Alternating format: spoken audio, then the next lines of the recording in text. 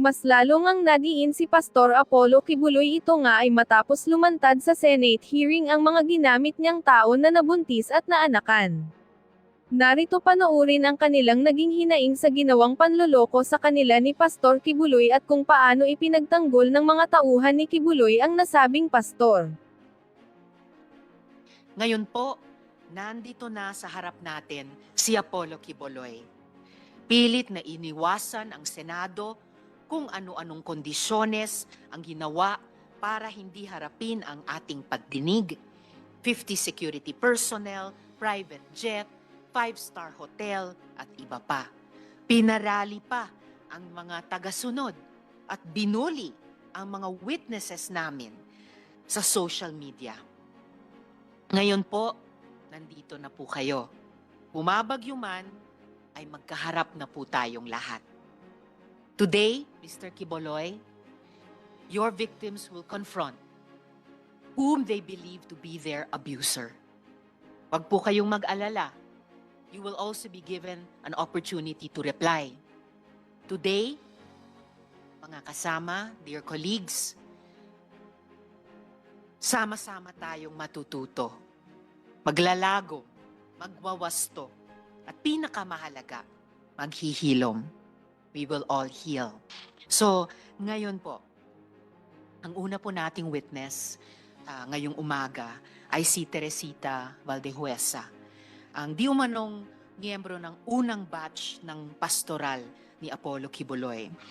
Bago po siya magsimula, I would like everyone to listen to this video, to watch this video. Si Ms. Teresita, si Ms. Ging, ang pinapatungkulan dito, but it will also give a sense of the threats that victim survivors face from within the kingdom. Open source po itong video na ito. In fact, galing sa public channel ni Pastor dati. So, ipe-play na po natin ngayon para mapanood nating lahat.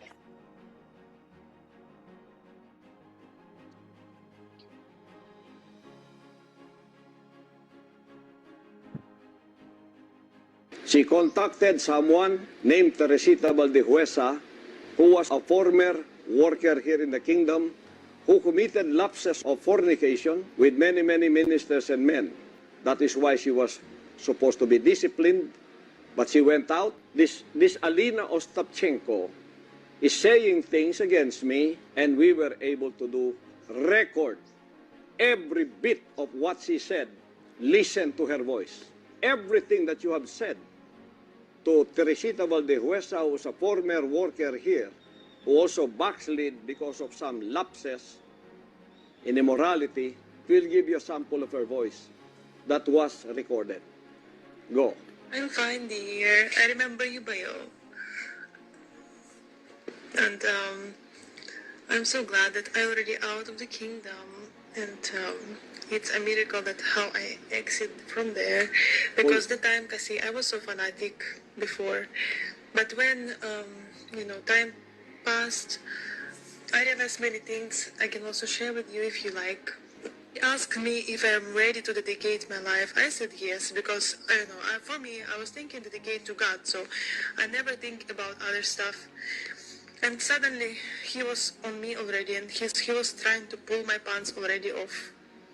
And then things started to happen, and I understand that, oh my goodness, it's like I have to switch off my mind. I will not question, I will not ask if it's Father's will in my mind. That time, I will just not try not to feel anything like that. And because I was shocked by what's happening in the room. You have to prove that in court, because this is an international ministry, and I have an international reputation. You will be sued by the kingdom in all places that you've called. We will not let this pass. Teresita Valdehuesa will be part of this. So better get your lawyers and defend yourself. We have lawyers all over the world. Wherever there is a kingdom, we have a general counsel in the name of Attorney Michael Green. In America, we have 18 lawyers who are observing all the happenings in the kingdom. We have financial consultants. We have lawyers who will defend the kingdom wherever it is being attacked. For the record po, yung pastoral na binanggit dito, si Ms. Alina, she gave her consent also to the playing of this video in this hearing. So, Ms. Teresita, meron po kayong testimonyang hinanda. Pwede nyo na pong basahin. You have the floor.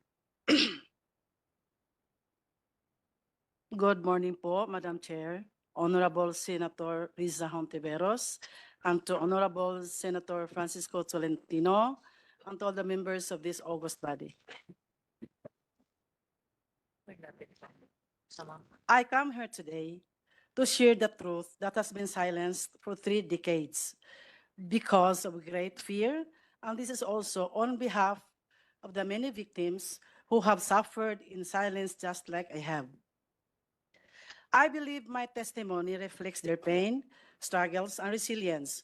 While I understand that this is aimed to aid in legislation, I am also grateful to be given this opportunity to inform those who still believe that Apollo QUIBOLOY has been innocent of the crimes he is accused of because he has never been. At the age of 17, I became a member of the church led by this man, Apollo QUIBOLOY, in 1918. I was a freshman student. I was eager and active in the community, even spending a significant portion of my college years living at the parsonage where he resided. In 1988, I made a difficult decision of my life to dedicate this to his ministry, driven by the belief that true fulfillment and salvation lay in serving God fully. This choice meant leaving behind my family, my career, and the person I once was. Despite the resistance of family and friends, I pursued my conviction. I joined a pioneering group that struggled to meet basic needs, but my desire to serve God fueled my persistence. Over time, I gained his trust and became a respected worker within the ministry. As the ministry grew, so did our blessings. We experienced answered prayers and expanding membership, which deepened our commitment to serving God. Apollo C. QUIBOLOY, whom I revered, was considered as God anointed, and his words held absolute authority. I respected him deeply, viewing him as truly the man of God. From the moment I dedicated my life to the ministry until 1993, I experienced a profound spiritual awakenings. I felt forgiven, my love for God deepened, and I was proud to serve alongside a man I believed to be holy. But one day while in Manila, I received a long-distance call from him. He informed me that he had received a divine revelation intended for me and instructed me to travel to Cebu, where he would share this important message. He was also scheduled to preach in Cebu that Sunday. Upon arriving in Cebu City, we arranged for him to stay at the Park Place Hotel in Fuente Osmeña. That evening, he instructed me to remain in the hotel, while Nilda Linda, the assigned worker, returned to the worker's house. When we were alone, I asked if I could just sleep on the sofa as it was a suite room. Instead, he insisted that I would sleep beside him and even said in Bisaya, compatible gyud taging kay parehas man og color ang atong suot. Translated, we are compatible because our outfits were of the same colors. I was wearing red pajamas with white dots, while he was dressed in a red t-shirt and white pants coincidentally. His words made me feel uneasy and quite nervous, and I saw a different personality in him. But I was quick to dismiss that unusual feeling. And because I had previously witnessed Ingrid Canada or ICC, Teresita Dandan, TTD, and Velina Salinas slept in his room alternately, it led me to believe that it was just normal and harmless. Moreover, we had been conditioned to suppress any negative thoughts about him. We were warned that any suspicion on him would reflect our own personality, using the words found in 1 Timothy chapter 1, verse 15, I quote, "To the pure, all things are pure. But to those who are corrupted and do not believe, nothing is pure. In fact, both their minds and consciences are corrupted, unquote. And in those days, absolute obedience was a must. We needed to have an unquestioned loyalty and reverence toward him. Sleeping beside a man I believed to be chosen by God was for me then a great privilege, an opportunity for a sinner like me. But what followed shattered my sense of faith and trust. Without a word, after turning off the light, he embraced me, undressed me, and violated me with his lustful act, and left me in shock and speechless. He then said, "This is the fulfillment of God's revelation." He explained that God had revealed to him that I was to partake in God's life through him by surrendering my body, soul, and spirit. He also mentioned that other girls would go through him in a similar manner. His words were strange, but I was too shocked to respond. The following day after that Sunday worship service, Apollo C. QUIBOLOY left for Manila, while I was left to carry on with my duties, including organizing carolers for our annual fundraising. Confusion consumed me.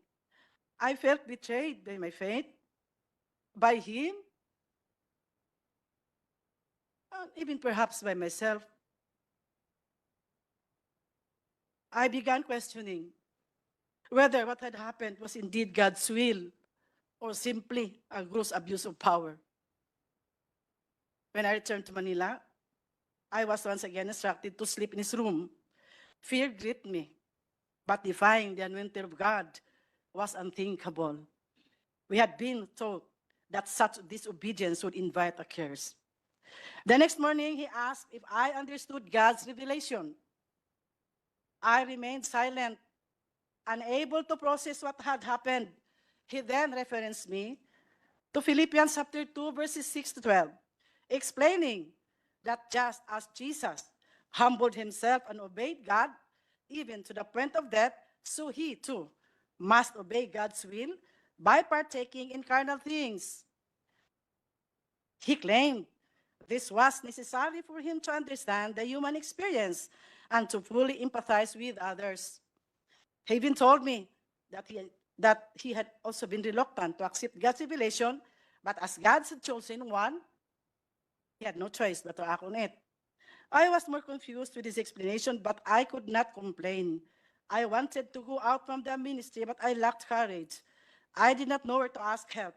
I had cut all the bridges behind my life, and I could hardly go back because it would mean starting all over again. My family was poor, and I had no connections. My option was to stay because I was still bothered with what if it was indeed God's will. December of the same year was an escape for me. Caroling as one of our sources of funds, and which had been participated in by every member of the ministry all over the country, became my excuse of staying away from the worker's house in Manila where he stayed. In January 1994, I was in his room with Ingrid Canada, the international coordinator of the church, Tessie Dandan, the national administrator for the church in the Philippines, and Felina Salinas, his personal assistant. During that, Miss Teresita, before you continue po, yung nabanggit nyo ng 2 beses, Ingrid Canada, nandito po ba siya sa harapan ninyo? yes, katabi po siya ni Mr. QUIBOLOY. Sila po, yung nagtaas ng kamay. All right, salamat po. Please proceed, Miss Teresita. During that meeting, he informed the girls that I would be included in the inner circle. Right there and then, I realized that these women had likely endured similar experiences. Without any words, we shared a mutual understanding. None of us dared speak about what had happened to us. In February 1994, I was sent to Hong Kong, still carrying all the confusions and emotional turmoil. Despite this, I continued to pretend that everything was fine. When one of our musicians, JC Pangilinan, was scheduled to return to the Philippines, I seized the opportunity to send a personal letter to ACQ. In that letter, I poured out my feelings, openly expressing my emotional distress. I was honest about how deeply shocked I was to learn of his life beyond the pulpit. The man I had revered as a holy figure was in reality an ordinary mortal, one who had exploited my genuine commitment and dedication to God. My faith wavered, and everything I had once believed was shattered. I prepared myself for a harsh response, expecting a violent reaction from him. To my surprise, there was none. Instead, I was sent back here. Upon my return, I was even more surprised to learn that I had been promoted. I was appointed National Crusade Coordinator, National Logistics Coordinator, and Luzon Area Administrator all at once. This was a sudden and significant promotion from my previous role. By God's grace, I excelled in all my assigned tasks. Despite this, fear gripped me every time Apollo QUIBOLOY would come to Manila. My only relief was when one of the girls would accompany him, giving me an excuse not to sleep with him. I kept myself busy, visiting satellite churches to distract my confusion and agony. One day, ICC confronted me saying, ACQ sensed my distance. I made my work an excuse. February 15, 1998, ACQ used me again. It was always out of fear that I obeyed, a fear mixed with anxiety that he might knew how I pretended to be extremely grateful that he allowed me to be a part of his physical life, because in all honesty, and God truly knew I was not. All the pent-up emotions suffocated me that on the following day, while preparing for church, I collapsed. ACQ performed mouth-to-mouth resuscitation, but later I learned he told others that it was just a way for me to seduce him, labeling me as Jezebel the temptress. I believe Apollo Carrion QUIBOLOY understood that I never wanted the life he was trying to impose on me. My decision to dedicate my life to God's service was driven by a sincere desire for spiritual purification from the sins I had committed before becoming a full-time worker. I had only one goal: to live a holy life and ultimately to attain heaven. As the Bible says in Colossians chapter 3, verse 5, I quote, "Put to death, therefore, whatever belongs to your earthly nature: sexual immorality, impurity, lust." But how could I achieve this with the circumstances that I was in? Disobedience and complaints were never an option. Anyone who did so was labeled as carnal, as someone who did not overcome the flesh. Everything was always twisted. One day, I said, "Sir has noticed that you've been distant." I made up excuses, trying to avoid the truth. I had been telling Tracy and Dan that I was extremely exhausted. She presumed that I was just too focused of my responsibilities, especially in the logistics department. I was always pressured to meet my 15 million quota.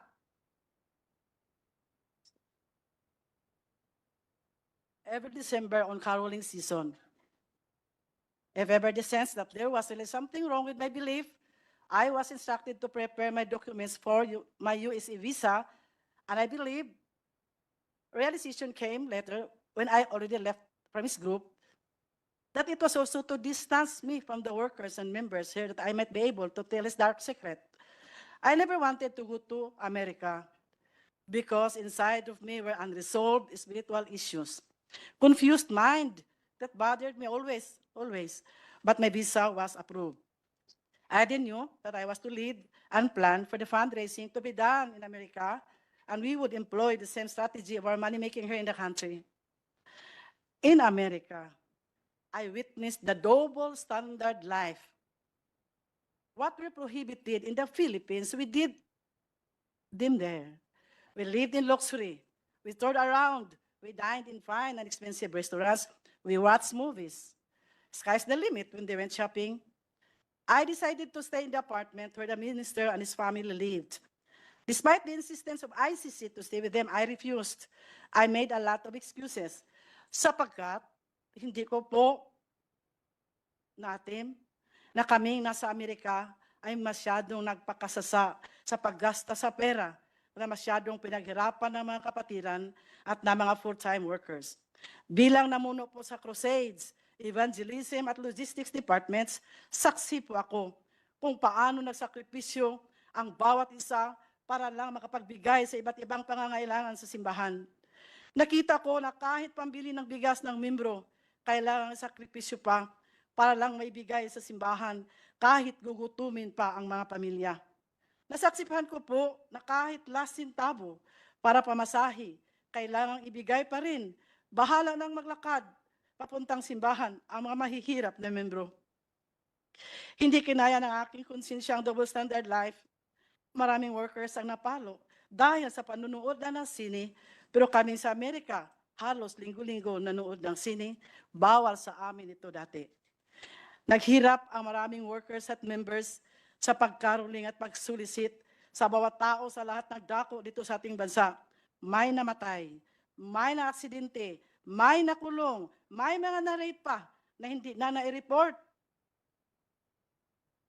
Dahil baka hindi paniwalaan at baka makapag-fasting pa dahil may kasalanan na itinago, kaya napahintulutang nangyari.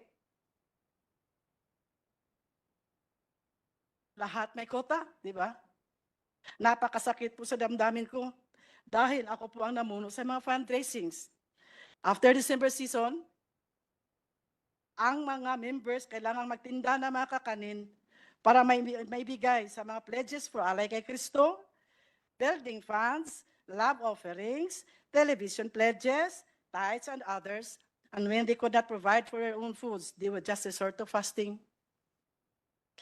Meron din pa akong quota, 10 to 15 million pesos to raise in the month of December alone. I organized the carolers nationwide to meet my quota. We recruited and trafficked our young people from Mindanao and Visayas to carol in the provinces of Luzon and in the national capital region cities. Marami pong estudyante na Nobyembre pa lang kailangan nang mag-absent sa paralan at ang iba hindi na nakabalik sa pag-aaral dahil inuna ang simbahan, inuna ang pagkaroling, inuna ang paghanap ng pera. But nobody questioned where our income was spent. Sa mga buwan ng Pebrero hanggang Oktubre, ang ibang workers na nasa logistics department, kailangan mag-solicit na naman throughout the country using the permits of the different associations. Pag-asa ng buhay, Children's Way Foundation, tulong sa may kapansanan, handog ng pagmamahal, pagdamay sa dukha, Shivers for Christ. The supposed income na dapat ibigay sa mga beneficiaries, sa mga nasabing associations, hindi naman talaga truthfully and honestly na ibigay. Only a little portion of the income was shared to the beneficiaries. Ang ibang workers naman, walang hinto sa pagtinda rin ng mga kakanin na may quota of 500 to 1,000 pesos a day, Monday to Saturday. Ito ang buhay ng mga workers na nasa logistics department. In America, they began to notice my indifference. ICC called my attention, stating there were reports from my assistant in the logistics department in Manila that I had secretly sent money to my family. Then, she informed me that ministers wrote letters to ACQ and reported that I tempted and fornicated with them during my visits to their satellite churches. I was so shocked to learn of the sudden accusations. I also wrote a letter and enumerated the real circumstances of my life with all the ministers I came in contact with in relation to our aggressive fundraising, being the National Logistics Coordinator. However, that was not enough. I was then forced to write a long letter of confession, making it appear that I was a sinner who committed all kinds of sins, including those I had committed before joining the ministry. I complied, believing that through this written confession, I would be totally forgiven from my old sins and burdens and be completely sanctified. In detail, I wrote everything I thought was considered sin I had committed from childhood until the present. I also implicated ACQ in my sins. It had the same tenor of the letter I wrote in Hong Kong in 1994. and this time he was furious. Then ICC instructed me to revise my letter. I was told not to implicate ACQ and to state that I was the sole sinner and I was filthy. Upon realizing how angry ACQ was, I revised my letter out of fear and stated that I had sinned because I truly was filthy. In detail, I imagined sins. Ms. Teresita, yung paulit-ulit yung binabanggit na ICC, sino po yun? Ingrid Chavez Canada. Sila pa rin po. All right. Please proceed. In detail, I imagined sins and I made it appear that I had committed them all. That was how stupid I was to obey and exaggerate my story. Just to appease the anger of our leader, Apollo C. QUIBOLOY, not knowing it would become my death sentence later. My exaggerated story was then distributed to all his leaders and ministers, and they believed I was filthy, I was pervert, and I was wicked, painting me as the sole guilty party, while ACQ remained innocent. Little did I know this confession would lead to my condemnation within the ministry. And Ms. Teresita, pag sinasabi nyo ACQ, sino po yun? Apollo Carrion Quiboloy po. Alright. October 15, 1998, I was sent back here to receive a punishment through prayer and fasting in the guise of spiritual discipline. And the fasting they planned for me was beyond my imagination. It took me 7 months to suffer hunger and isolation in the mountain of Tamayong in Kalinan, Davao City. They placed me in a small, dark, elevated room beside a kitchen, separated only by a mat and walls. My bed was rough, made of uneven slabs, with exposed nails pressing into my back as I slept. I woke up this morning in pain, with no beddings, and the cold October nights left me shivering. I requested a blanket and a mat, but I was denied. Every day from 8 to 5 p.m., I followed a strict routine, regardless of the weather, enduring hunger and isolation. No one allowed near me, as I was labeled filthy and deserving of this punishment. Members were forbidden to speak to me. I was physically very weak and so depressed. I prayed that God would just take my life. Ilang beses po ako nanalangin na sana kunin na ng Panginoon. I started to question God and wondered if this was truly a divine process or simply human punishment. I asked myself, is this ACQ's way of retaliating because I rejected the life he imposed on me? It felt like vengeance and disguised as spiritual discipline. My only solace came from reading the Word of God from Genesis to Revelation over and over again. Every day was a struggle of faith. I struggled to believe that the process was still the perfect will of God for me.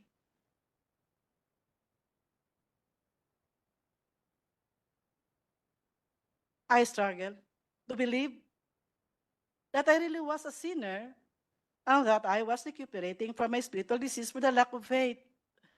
That was to justify my present pains and at least lighten my burden of loneliness. On January 8, 1999, I gave ACQ a resignation letter and I requested for a fare so that I can travel back to my home in my province. He did not approve my resignation letter. I pleaded to Ingrid, and like a child, I cried for help. But she remained untouched, telling me that it was a divine process. After that conversation, misery doubled. I had no money, and I was still physically weak, so there was no way for me to go out from the compound of the prayer mountain.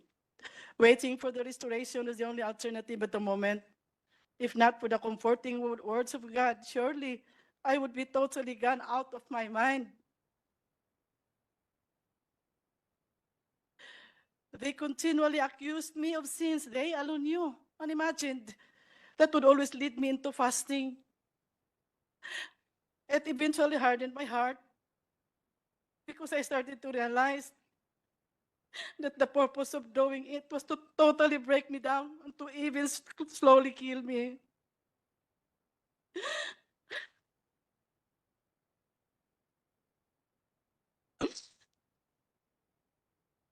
I no longer saw the reason to stay.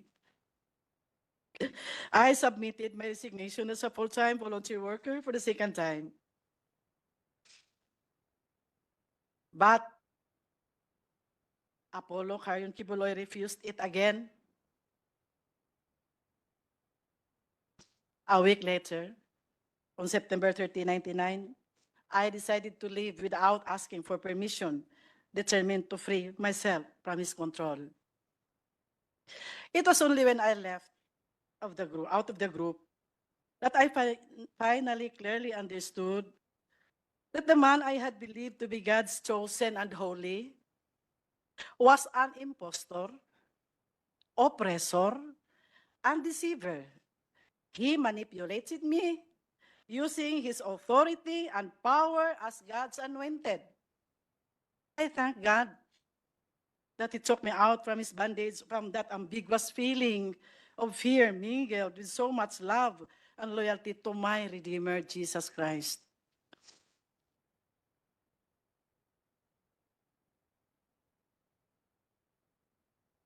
But he was not finished with me and did not stop terrorizing me. Alex Camia, his personal bodyguard, a full-time worker, once known to be a champion in gun shooting before he joined the group of ACQ, together with his team, kept coming to my place to harass me, serving a fake warrant of arrest to a minister who stayed in my house. This minister settled in my place after he was gunned down in Davao City but survived. The team of Alice Camia was apprehended, and when investigated, they had several firearms in the car, several plate numbers, and there was also a red plate. The registered owner of the car was Apollo C. Quiboloy. Because of their failure to serve the warrant of arrest, they blamed me for hiding the minister and filed cases against me of obstructing justice and grave misconduct and an act unbecoming of a public official. After that incident, I heard that Alex Camia was the suspect of the murder of an ex-worker who was shot down inside his home, and this ex-worker did not survive. I was scared to death when I heard this news. My option was to remain silent because killing could have actually happened when Camia and his group came to my place. There was also an ex-worker, Elsa Bolivar, who was a senior citizen, a woman shot dead while she was in her garden in Tagum City. I was so hysterical when pictures of her bullet-ridden body were sent to me because she had just visited me in my place before it happened. Fear consumed me, and I remained silent. 3 years ago, nagkausap po kami ni Alex Camia. Humingi po siya ng kapatawaran at nagsabi na siya ay nautusan lang po na kailangan din akong iligpit. Pinaniwala po siya na ako ay may malaking kasalanan at ako ay napakasamang babae. Nang tinanong ko kung ano ang aking kasalanan, sinabihan daw siya na tinukso ko raw si Apollo Carion Quiboloy. Nakiapi daw ako sa mga ministro. Narinig naman po ninyo yung sa video.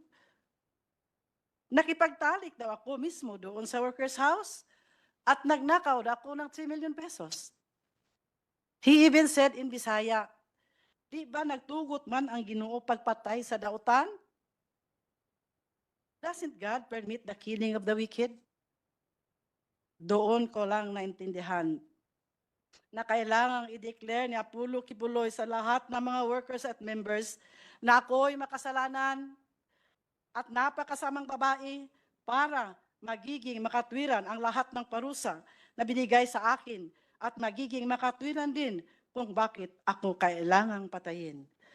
Apollo Quiboloy called me Jezebel, the temptress, using his pulpit to broadcast how filthy and evil I was. This became a pattern. Kung may mga workers na may alam sa kaniyang buhay, sa sikretong buhay at aalis sa kanyang kingdom, sila ay akusahan ng napakaraming kasalanan. He would always exaggerate their weaknesses at ipaniwala sa mga workers at members na sila ay umalis dahil may mga marumi at mga napakasamang mga tao. His followers only heard his side of the story, which was always filled with lies and twisted truths. The other side, our side, excuse me, was never heard and was never allowed to be heard. They only believed whatever he fed them and even defended him and attacked those who defied their leader without investigating the truthfulness of the circumstances. Nakita naman po siguro natin kung paano siniraan ng mga workers at defenders ni Apollo Quiboloy ang mga testigo dito. Mga napakasamang descriptions para lang ipahiya ang mga nagsalita ng kanilang mga karanasan sa loob ng kanilang kingdom. Mga salitang hindi nababagay sa mga tinatawag na mga citizen ng kingdom of Jesus Christ.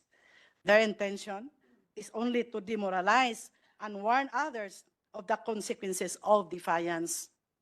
Last August 2021, during one of his television programs, he once again maligned me, broadcasting nationally and internationally that I was a fornicator and an immoral woman, which we have just watched. Madam Chair, I would like to remind Mr. Quiboloy to remember the biblical stories about the lives of King Nebuchadnezzar, King Sennacherib, and King Herod. All of them fell into the hands of the Lord. Nebuchadnezzar, you know that, was separated from his people and lived like a beast and ate grass for 7 years. King Sennacherib died a tragic death, murdered by his own sons. King Herod was struck by the angel of God, died, and his body was eaten by worms. Their sin was that they replaced God with themselves, considering themselves as gods and blaspheming the one true God. This is all, Madam Chair. Thank you. Salamat po, Ms. Teresita, sa testimonya mo. Kahit kailangan mong iyakan para basahin sa amin. Bago yung isa munang follow-up question ko sa inyo, gusto kong i-acknowledge yung presensya online ni Senator Cynthia Villar. Salamat, Senator Cynthia, sa pagdalo nyo. At ang Minority Leader, Senator Coco Pimentel. Salamat kaayo sa pagdalo.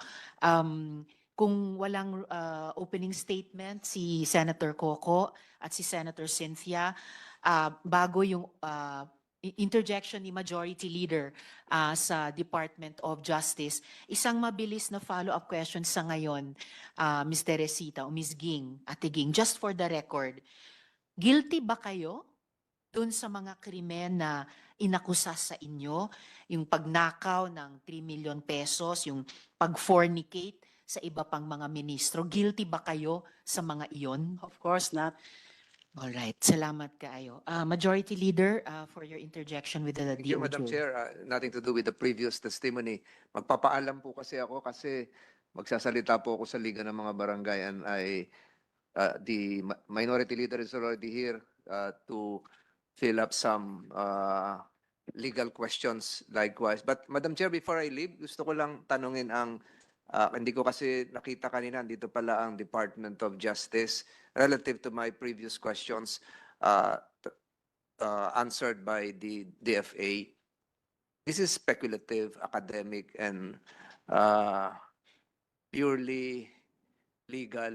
If, wherever, if an extradition request is lodged before the DFA, there is under the PD, which I cited before, a process which would necessitate the Department of Justice to file a petition But that is another court. And that is another court which would constitute as the extradition court here in the Philippines. And if there is going to be an extradition hearing, the purpose is not to determine the guilt or innocence of the accused, but whether they would fall under the ambit of our extradition treaty. Is that correct? Who will answer? Attorney Torrevillas or Attorney Quintana? Speculative lang ito. Ano lang to? Senior State Counsel Quintana, I believe, Majority Yes, Leader. yeah. Thank you, Madam Chair. Good morning, sir. Good morning, Madam Chair. Good morning, Your Honor. As to the as to what will happen on, should the Department of Foreign Affairs later on receive a request for the extradition of Mr. QUIBOLOY and the present criminal cases are filed against him, the Philippines, as a requested state under the Philippines-U.S. Extradition Treaty, has the option to postpone the filing of the extradition case, in which case, Postpone. only the filing, Your Honor.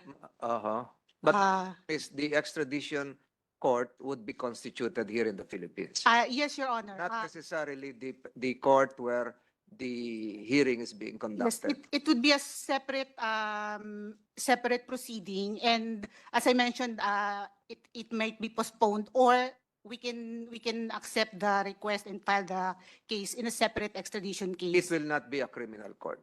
No, Your Honor. As you correctly pointed out earlier, the extradition court is not there to determine the guilt or innocence of the subject of the request. Thank you, attorney. But my second question is related to the first question and to the previous questions. The extradition shall not be granted under Article 4 when the person sought has been tried, convicted, or acquitted.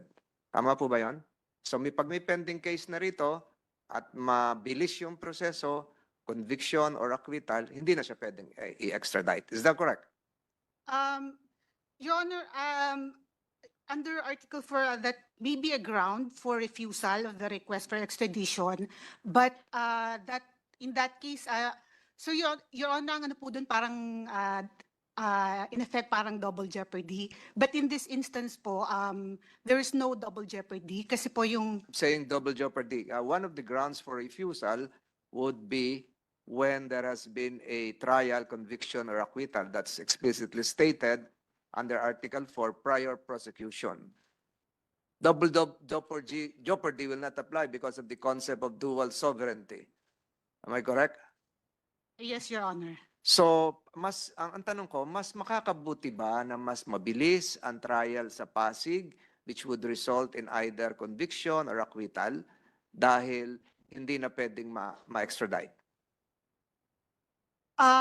Sir, it's independent of the request for extradition. So regardless if the criminal cases are terminated, are expedited, it will not affect the extradition request. Siguro, aralin niyo mabuti itong Section 1 ng Article 4. Parang very explicit naman ito.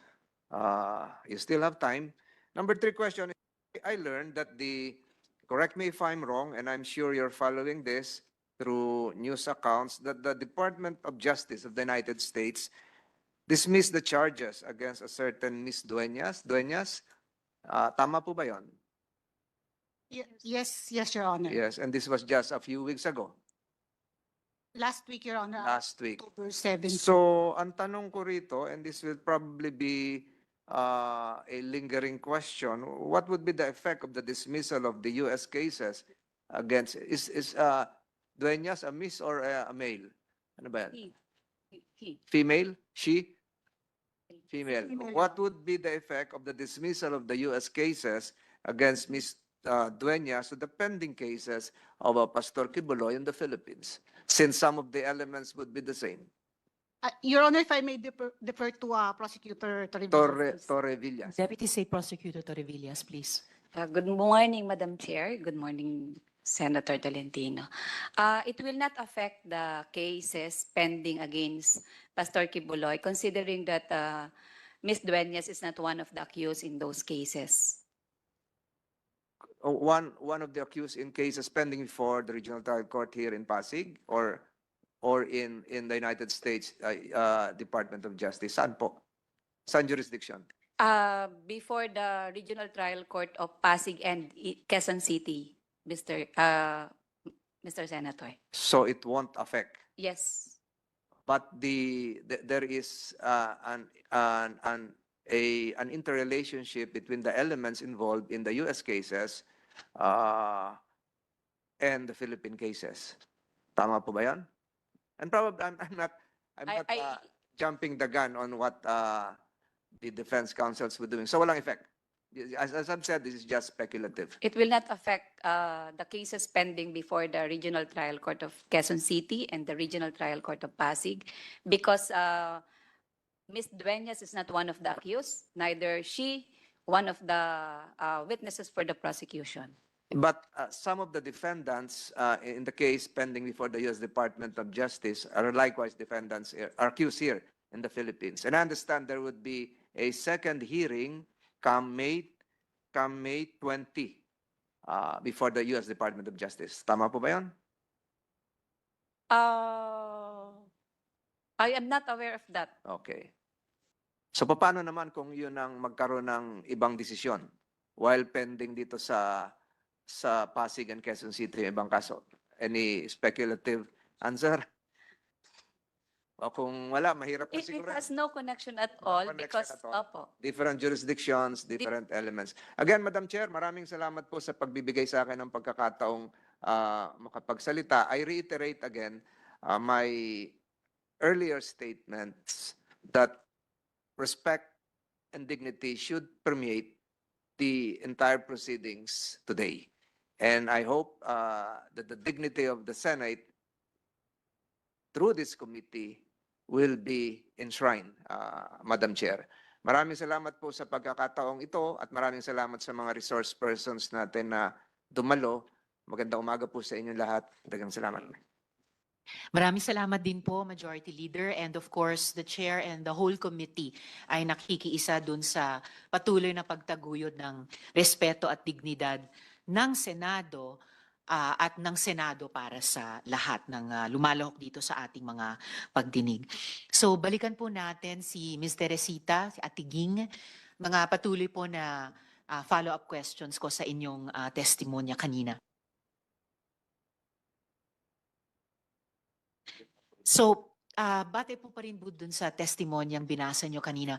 Anong taon nga po kayo sinimulang abusuhin ayon sa inyong testimony at alaala? It was in October of 1993.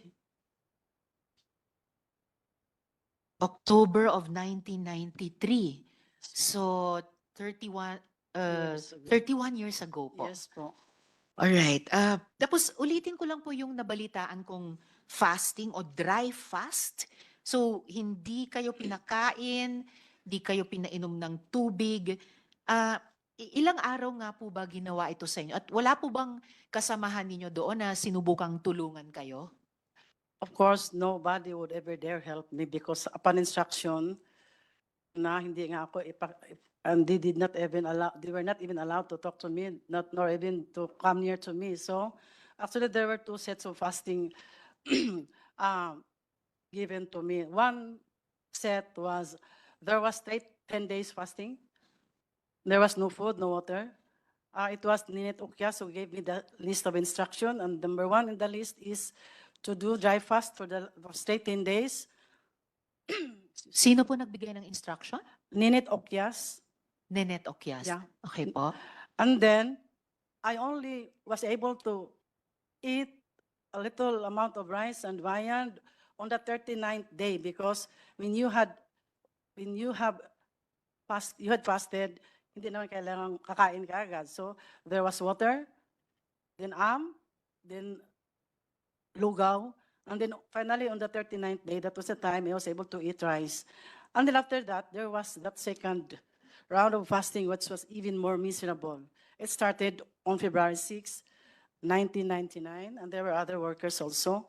And that was very miserable because it was like this. We were given 5 days or sometimes 7 days. It was a kind of a series of fasting.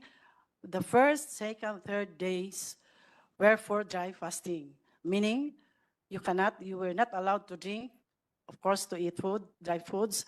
And on the fourth, sometimes it's water, sometimes it's sometimes it's lugaw. Then another 5 days, the same pattern. Sometimes it became 7. It ended on the it ended on the month of May because I have my diary on that.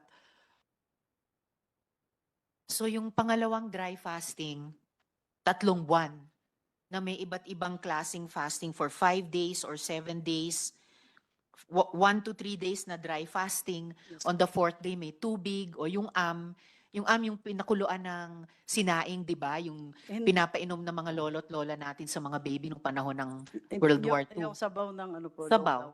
lugaw. Sabaw ng lugaw. Yes po. Or lugaw. So over 3 months, may ganitong series ng mga iba't ibang klase ng dry fasting. Yes po. But I was together with other workers also because they were also punished, but I was the longest. I stayed there for the longest, 3 months. And yung una pong dry fast, yung unang set ng pagpapadry fast sa inyo na 10 araw, walang pagkain, walang tubig.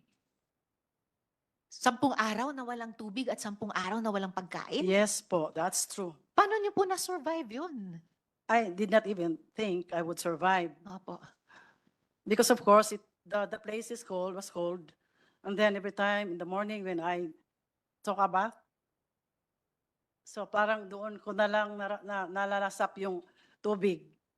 Kaya I keep taking a bath 3 times a day. Iniinom nyo na lang yung Halos, hindi ko mainom tubig kasi pampaligo. natatakot ka namang baka masira yung tiyan mo. Parang ganun lang, parang And after 39 days, ganun ulit, pinainom muna kayo ng tubig, ng And and then pinakain ng lugaw, and finally, kanin. yes, on the 39th day. But there was a month, I think it was month of December, may kinain na rin ako doon. Kaya lang, again, maybe they were not satisfied with the result. Maybe they wanted me to really slowly kill me. So again, I had another series of fasting that was, as what I have said, it started on February 6th and ended on the month of May. During those 2 times po, yung dalawang set ng dry fasting, yung unang 10 araw at yung pangalawang umabot ng 3 buwan, nakakulong kayo noon or were you restrained in any way? No, I was just there in the mountain, in the prayer mountain, not really kulong, but the place is big naman. So I had to go to the prayer house. I had to pray, I think 3 times a day, 9 o'clock, 12 o'clock, 4 times a day, 4, and then 6 o'clock in the evening. And kanina sabi nyo dun sa pangalawang set ng dry fasting sa inyo, over 3 months, may ibang workers pa kayong kasama, bagamat hindi sila kasing tagal na pinadry fast tulad ninyo.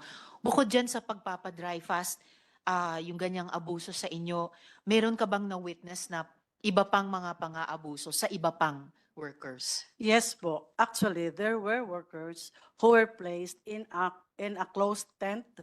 Parang Bartolina, ang tawag namin doon Bartolina. They were placed in a closed tent. There were even torches placed around because during the evening they would put fire on the torches, and then they put and peed inside the tent, closed tent. And then, of course, they suffered too much heat in daytime and the colds in the evening. But eventually, they managed to escape one by one. But the only one who survived, she was rescued because she was dehydrated already. So the only one who survived, na-rescue, Yeah, it was Lani Alfaro. dehydrated, si Miss Lani Alfaro. Ano po nangyari dun sa ibang nag-escape dun sa mga tents na yon? Actually, because there were ministers who were also used as their security guards, they were actually helped by the ministers to just escape. So may mga minister din naman na naawa sa kanila at Meron din po. tinulungan silang makatakas. Yes po. Okay. Tapos, Ms. Teresita, Atiging, tama po ba na naging subject kayo ng attempted assassination? Ito po ba yung sinabing ginawa ng angel of death? Of course, I would really think that way because I was just a mere worker, a civilian.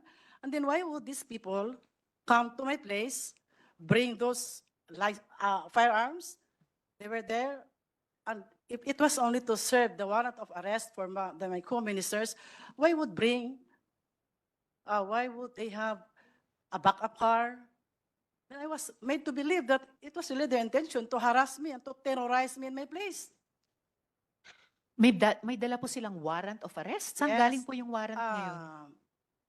As I have stated, there was actually one minister who had a problem, no? Then he was gunned down in Davao City. Then I actually helped him settled in my place. And then Ito po yung He was- nag-survive ng assassination attempt. survived. Then he was served by that warrant of arrest. And then, because he was in my house, I helped him actually. So nung pumunta yung mga may dalang firearms at may backup vehicle, yung sineserve nilang warrant ay para dun sa nag-survive sa assassination attempt na kinupkup nyo. Yes po, actually para sa kanya. But I was made to believe that ako rin, pwede rin nila akong patayin. Bakit? Because there was one time, because that Alex Camia was with a policeman. Bakit kailangan nila akong parang i-scale sale nila yung opisina ko? Bakit parang tinitingnan nila kung nasaan ako doon? Kung ang gusto lang talaga, if they really wanted the warrant of arrest to be served with that person, why came to my office? For what? So Yung Alex Camia ay may kasamang pulis o siya mismo ay pulis o PNP? No, he was with a policeman, an official policeman during that time. At saka meron din po siyang kasamang siyempre driver. At saka, because I only learned later that there were two vehicles actually, but during those times, isa lang ang alam ko. Nung nakausap ko yung backup driver, kasi he is with me now, doon ko lang nalaman na may backup driver, may backup vehicle pala sila. Ngayon, Ms. Teresita at Tiging, pioneering member po kayo ng Yes. KOJC. Alam nyo rin po ba yung business model ng fundraising ninyo at paano ito nagsimula? Sinabanggit nyo, naging head kayo ng logistics, kayo po nag-organize ng mga caroling, yung mga solicitation. Paano po yun nagsimula at anong alam niyo dun sa kabuuang business model? Yes po, the caroling really had become, or maybe has even until now become, one of the sources of funds in the ministry. In 1988, I was able to join here in Manila, and we were only caroling the cities within the cities of the NCR. But when I was given the opportunity to lead the fundraising, I made it nationwide. I actually organized the nationwide caroling, Madam Chair. Then what happened? I had every province, I had leaders overseeing 70 to 100 carolers, including adults who would be cooking and washing their clothes. And in the NCR alone, we had, I think, 13 leaders overseeing 20 to 30 members also, do caroling from 8 o'clock in the morning to sometimes 10 o'clock in the evening, going around the cities of Manila, just caroling all the people here in the Metro Manila. Then, because I had a quota of, it started with 10 million until it became 15 million. Of course, they also had a quota. I also gave them the quota to meet my total quota of 15 million. So, sa bawat probinsya, nung ginawa nyo ng nationwide yung caroling, di na lang sa NCR, may isa kayong leader na bawat isa may 17 to 100 carolers. At dito naman sa NCR, kung saan kayo nagsimula, naging 13 leaders na may 20 to 30 members each. So, i-multiply lang po natin. So, sila po yung pinapatawan nyo noon ng quota para mabuo yung 10 to 15 million pesos. Ano po ito? Per day? Per week? No, that's 1 month of 15 per hourly. month. Yep, yes. Per month. And so 14 hours a day sila pwedeng nagkakarol, nag-fundraise 8 a.m. to 10 p.m. Yes po. Ganun po katagal. Alright. Dagang salamat, Ms. Teresita Atiging. Please stay on sa hearing natin dahil yung mga kasama kong senador, mga kauban ko, including our minority leader, may have questions for you. Yes, the minority leader would like to interject now. You have the floor, Senator Sige, Coco. Ma'am Ging, no? So, dito lang ako nababahala sa sinabi mo na dry fasting, Yes 2 po. times ang experiences mo. And sa experience mo, it was a form of punishment. Very much a form of punishment. But it was actually disguised like a spiritual discipline on me. Okay, Because pero it was presented still as a disciplinary measure. Yes Okay. po. But have you seen dry fasting as a form of a ritual or not as a form of a punishment? Is it also practiced there? Actually, there were 2 meanings, no? Of course, when we were instructed to do dry fasting, we would always consider it as our sanctification, as our cleansing on us, because we would always believe that we were always made to believe that we were sinners, and we do accept that we were sinners, so we had to go through fasting. In the 2 particular, sa mention mo kasi dalawa, ang particular po. cases, hindi ko na matandaan yung mga months. Pero in your particular case, punishment. At first, I did not consider it as punishment. No, wag yung consider. How was it presented to you? You have to undergo dry fasting as a punishment? Spiritual discipline on the first, Oh. talaga spiritual discipline. Kung andun yung discipline, punishment. Di ba? Okay. Yung Yes. pangalawa, Yes po. yung pangalawa, was it what? A punishment also, yung pangalawa? Mas lalong punishment on the second round. Maybe Okay. because they saw me alive still kicking. It was not their intention to really see me alive. Okay. That's why I had my second series of fasting. But sa observation mo, tagal ka dyan sa kingdom meron, you also undergo fasting as a part of a ritual, not as a punishment. Tama? Yes, there were many times. As severe as dry fasting? No, mine was actually was the worst. Yun yung mga fasting na alam natin, yung babawasan Yes, mo lang yung yes, quantity ng kakainin mo, siguro ganun, ano? Yes, Yun ba yung meaning ng, yun yung sa ritual? Yes, Okay. ritual. Ngayon sa karanasan mo, ikaw kasi obviously nag-survive ka nung dry fasting mo as punishment sa personal knowledge mo, meron kayong kasama sa KOJC na nag-suffer ng masamang consequence as a result of dry fasting as a form of punishment? Wala naman akong Wala kang alam alam. because I left 1993, 1999, you 1999 pa left po. 1993? When did you leave? 1999 pa po. 1999. Sige po. Pero sabi mo, founding member ka, so, pero wala kayong nakita pala. Okay. So far, wala. Kasi sana, kung meron, i-encourage natin sila ngayon na magreklamo sila because this might be a violation of the revised penal code. How is it enforced pala? How is it enforced? Sabi mo kasi, sa Prayer Mountain, you're free to roam around Pwede kang gumalaw. So, paano kung super gutom ka na? Can you cheat? Can you cheat on the dry fasting punishment? We were tempted to do that, but because we were so afraid, baka madagdagan pa yung araw pag malaman. Okay. Meron kang kinikwento na although hindi ikaw yung involved, sabi mo lang na may close tent, may mga ganon. Tapos may mga ministro na sila na mismo nagpatakas doon sa mga pinapunish, no? So naawa na rin siguro sila na napaka-severe ng mga punishment. But you did not experience that kaya medyo ano yan. Did you actually witness it? Yes, sir. Yes, sir. And then did the ministers actually tell you na pinatakas namin ito si... No, I was just told after those incidents when they got connected to me. So kasi ang lumalabas na issue dito, Madam Chair, is if there is a religious group or an organized group na meron silang system of punishment, baka yung mga severity naman ng mga punishment, baka some of these punishments already cross the line, ano? na they may amount to already violation of the revised penal code. Sige. Thank you, Madam Chair. Thank you also, Minority Leader. So, Mr. Resita, Ate Ging, again, salamat kaayo and please stay on for the rest of our hearing, lalo na kung may ibang mga issues na ma-raise na gusto rin naming itanong sa inyo. At this point po, our next witness is Yulia Tartova, a former pastoral and victim survivor of sexual abuse at the hands of Apollo QUIBOLOY. She's joining our hearing live from Ukraine. Just to refresh our memory, let's listen to Yulia's video.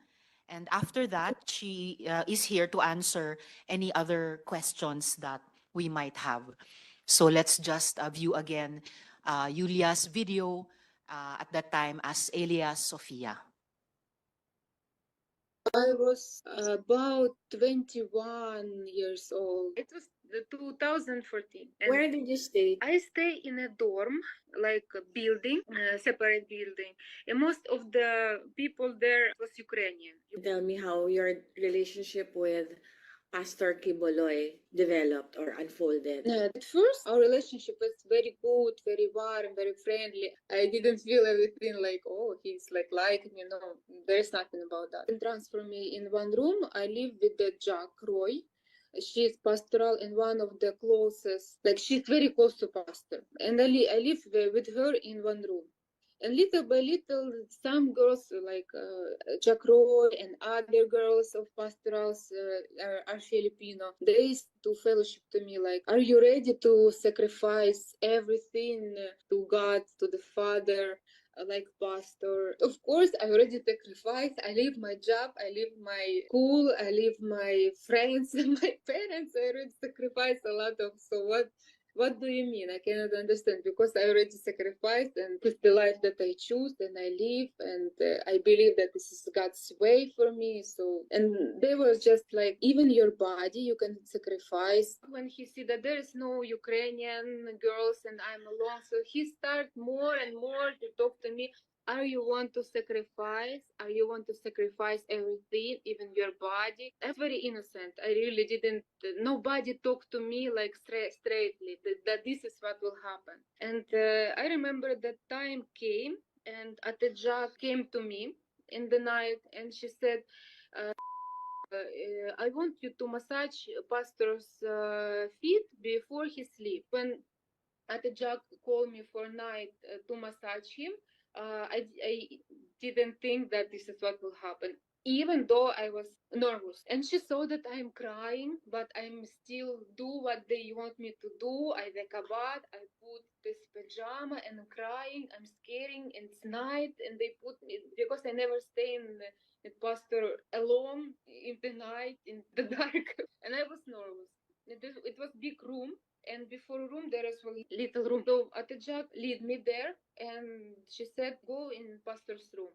And I just stayed in this little room because I was scary and I was crying, and pastor was waiting for me till he realized that I'm not coming, and he by myself went out and pulled me in his room. And I was like scary, and he said like massage my feet here, here, here, and then little by little, and I was very nervous, and it was dark, and suddenly he started to move my hands to put on his. He said massage here, and I said, oh my god, okay, and I massaged. And after that, little by little, he just turned to me and he removed my clothes. And I even can, because I was very shocked. I was like, I cannot explain because I was nervous. If this is what happened, he just removed my clothes and have. Women below the age of 18 years old, were they also being used? Yeah, I didn't know about this for how many years till before I left Philippines. I heard from other, like, she's very close to pastor. She grew up with him. She's a senior there, and she's pastoral. And I heard that, oh, you're crying because I was complaining about this pastor's ministry. And she said, oh, you're crying that you're pastoral. At least you're mature, but I become a pastoral in 12 years old. This is time when I was like shocked. The next day when I heard this, that become a pastoral and 12 years old. I started to fight with pastor and ask why. Is it normal? Miss Yulia?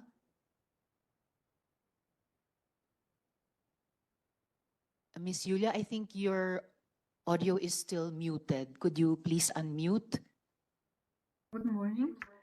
Yes, good morning, Miss Yulia. Thank you for joining us in the hearing. Thank you. Can for you hear inviting me. us? Yes. Okay. Thank you, Miss Yulia. Before some of my follow-up questions about your the previous video and also with your presence with us today, could I just quickly ask, in the video you mentioned Jack Roy. Can you confirm if she is here today in the hearing, if she is to the right or to the left of Pastor? I cannot You see cannot the see? video. Yeah, but she's present there. I saw her. She's present. Is she to the right or to the left of Pastor? I don't remember. I have to check. You cannot see the video of the Yeah, yeah. there. She's yeah. Can you confirm where if Jack Roy is Right here? between Attain Grid and iPow. So is she the one on camera right now with Yes, glasses? yes, she's the one. So that's the Jack Roy you mentioned in your previous video. Yes. All right. Thank you, Miss Yulia. How many Ukrainian pastorals did QUIBOLOY have when you were there? It's about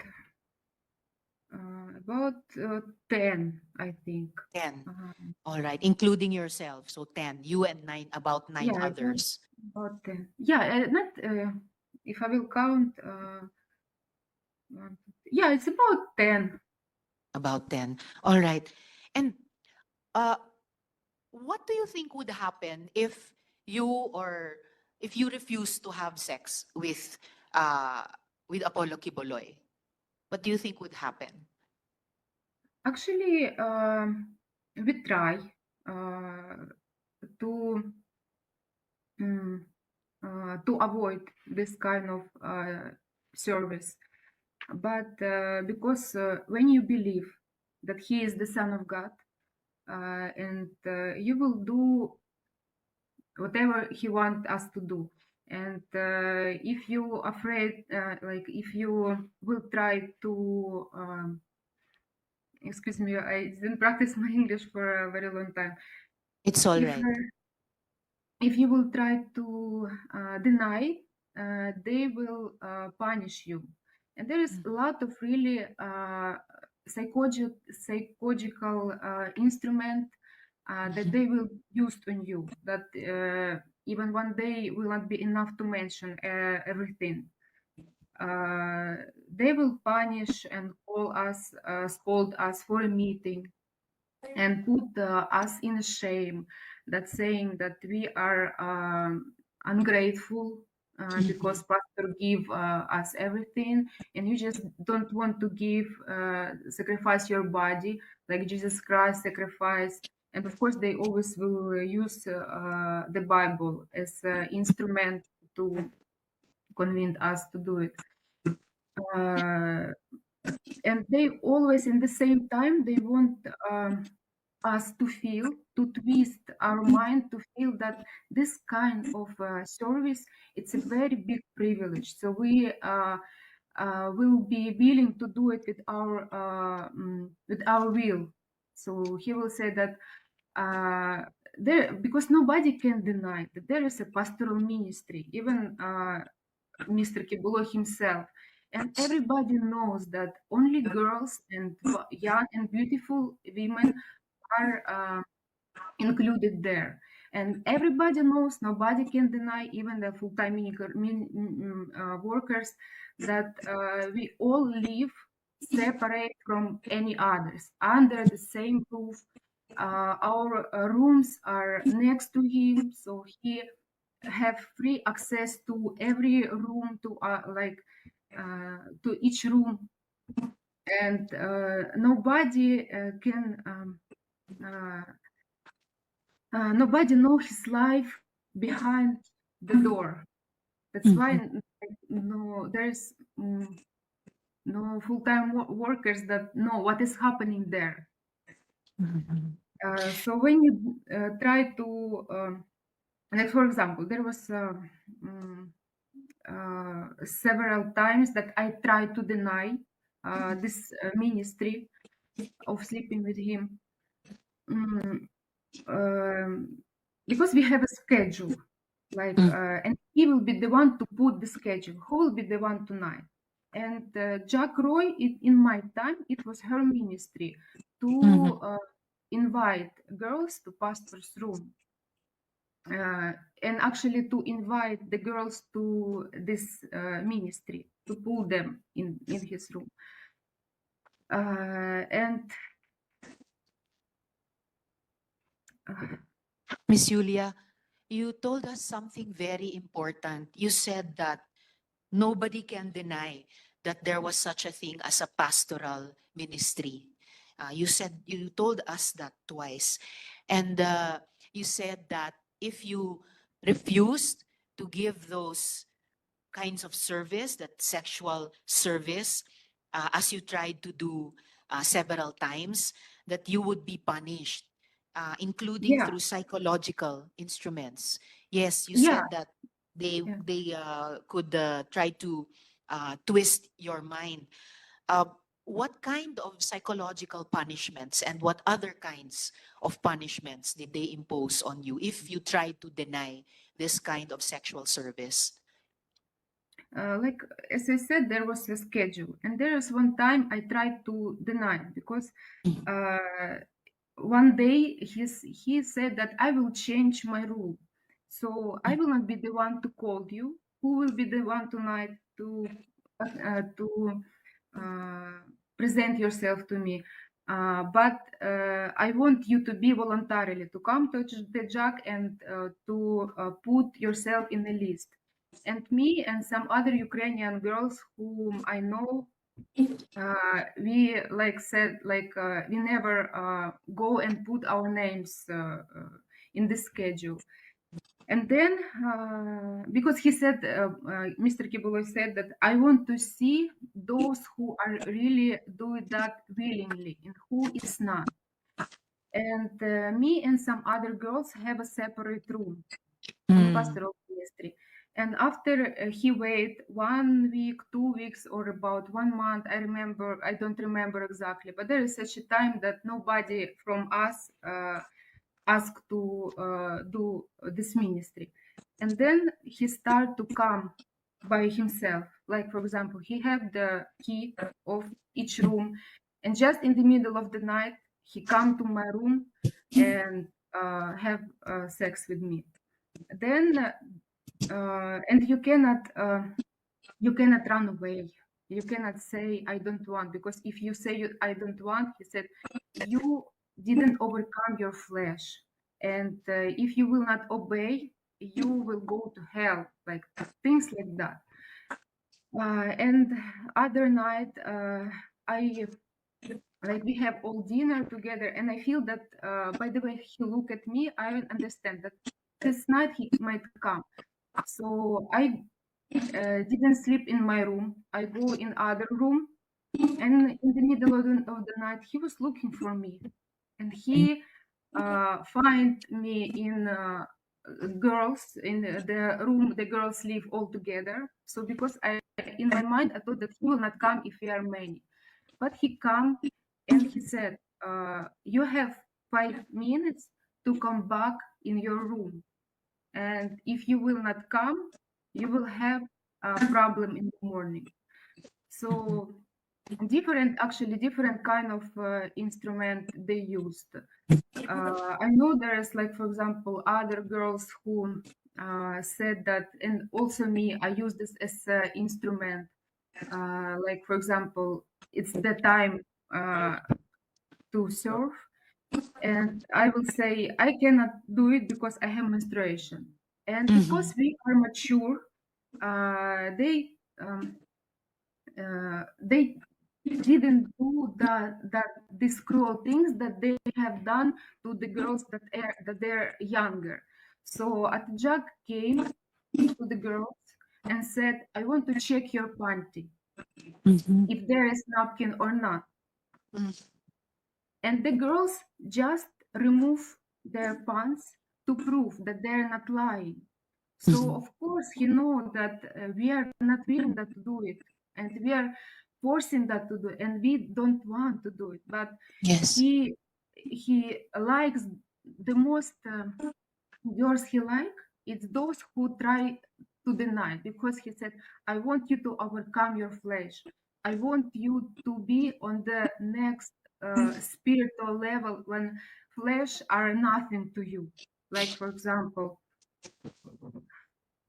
And after all, you said that uh, Pastor had free access to the rooms. He even had keys to the rooms. So about the schedule that you mentioned, Miss Julia, do you mean Monday, Tuesday, Wednesday, Thursday, Friday, Saturday, Sunday? It was a young girl or a young and beautiful woman. No rest day. Every day there was somebody scheduled. Yeah, there's for every night he never stay alone, and all the girls that were living in uh, pastoral area, they s- like they have this kind of ministry. Someone have just several times to experience that, and some have to do it like all the time, like almost every week. And you also mentioned another important thing earlier, Miss Julia, that nobody, even some of the full-time workers, nobody knows pastor's life behind those doors, behind the doors of the pastorals. You also mentioned Jack or Jacqueline Roy as your groomer. How did she groom you? At first, it's a long story, because in order to do it, it's not a very quick way. So I will try to make it short.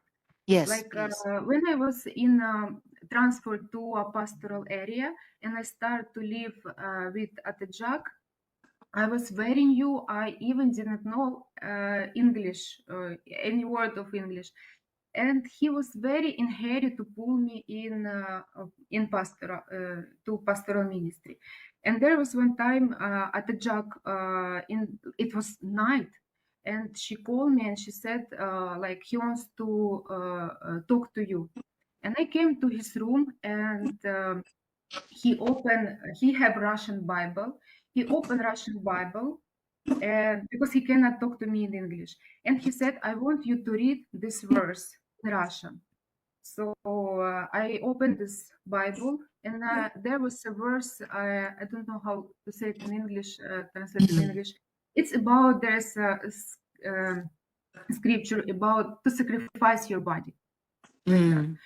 And he was trying to ask me, "Are you ready to sacrifice like your body?" And he put his finger on the bed, because we were sitting on the chair before the bed, and he showing to the bed, and he started to pull me. And then I was because I was very new and everything that I know about him was good, and I Mm. get scared, I get shocked, because like in my mind, this is really what he mean by pulling me to the bed. And I ran away from the room, and there's a garage in front of in front of Bible school. But in that time there was Sampayan, a big place with a lot of stuff. And I ran away, because where I can go? I'm in other country. Where I will go? So I ran away, and I hide myself there. And I was just crying because I was thinking how to go home. I get a problem, and who can help me to go out of this? And then when it's already morning, of course, I have to appear where I cannot stay there forever. And when I come back to the room, the Jack was very mad to me. And they said that you run away from him, you don't have any respect to the Son of God. And they like start to let me feel that I'm guilty. And then I guess they realized that it's too early for me. I'm not ready yet. I'm not still not brainwashed that I can do it. So they explained that. They called me again and they said, "You don't worry. This is you," because they saw my reaction. They know that they cannot do it. I will just go away. And they said, "You don't worry. You didn't. You help me this word. Misunderstood? You misunderstood. Ah. He just want to trust to try your faith, to know if your motive of coming here are really real. And they again use the verse of the Bible when Abraham sacrificed his son, and he said it was just like what he used to you, and this example. Miss Julia, it comforted me, and I said, "Oh, okay," because and then I again start to think good about him. Then the next level, we have a dinner, like few maybe weeks. Again, the next level, we have a dinner, and I have trauma in my back, and I was just talking like I have pain in my back, and Mr. QUIBOLOY, he put a joke, as I thought in that time. He said, "Don't worry, I have a healing hand. I will do massage for you, and you will be healed." And I was just laughing or laugh because we thought it's a joke. But when the night came, in the middle of the night, Atajak came with pastor to my room, and I was just sleeping. And he said, you said you have back pain? He want to massage you." And I said, "No, I'm okay. I was just joking." He said, "Don't worry, just trust, because it's a big privilege if he will pray on you." And I said, "Okay." And I just lay down. She turned off the light and she go out from the room. And then Mr. QUIBOLOY came and he started to massage my back. And of course, I didn't feel comfortable, but I also cannot escape. And after that, he started to move his hands lower to my back. And I get scared. I said, "No, I don't have pain there. Please don't do it." And he said, just relax, like things like that. And again, I ran away from the room. Again, I hide. Then the next morning, they spoke me again. Like, he wanted to pray on you. He wanted to heal you, and you just go away. So little by little, really, I cannot mention all, but I want you to get the point. Miss Julia, There is a lot of trick that they were using. Miss Julia and colleagues, the minority leader has to leave. Salamat kaayo, Senator Coco, for attending. Miss Julia, before my last follow-up question to you at this point, I'd just like to quickly ask Miss Jacqueline Roy. Miss Roy, quickly lang po at this point, narinig nyo yung mga sinabi ni Miss Julia. Do you confirm what she said? Inaamin nyo ba yung mga sinasabi niya na kayo daw ang nag-groom sa kanya para kay Pastor? Good afternoon po, Senator. I want to invoke my right to remain silent, and I'm also invoking my right against self-incrimination, since nasa korte na po ito. Salamat po. Alright, babalikan na lang po namin kayo para sa ilan pang mga tanong mamaya. Miss Julia, just for a last question from me at this point. Miss Julia, you sent us a copy of an audio file that came into your possession. Now, noting that the Philippines Republic Act number 9208 as amended grants immunity from liability to a victim of human trafficking who transmits a recording involving a violation of that law, and noting further that this audio file had been also circulating already on the internet, the committee will play this audio file now. So please stay with us, Miss Julia, while we play the audio file. I was about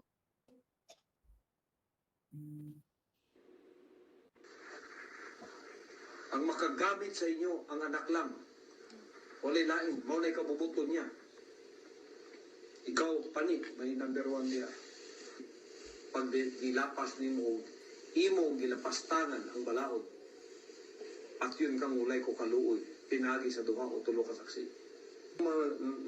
Nabingwit na satanas doon.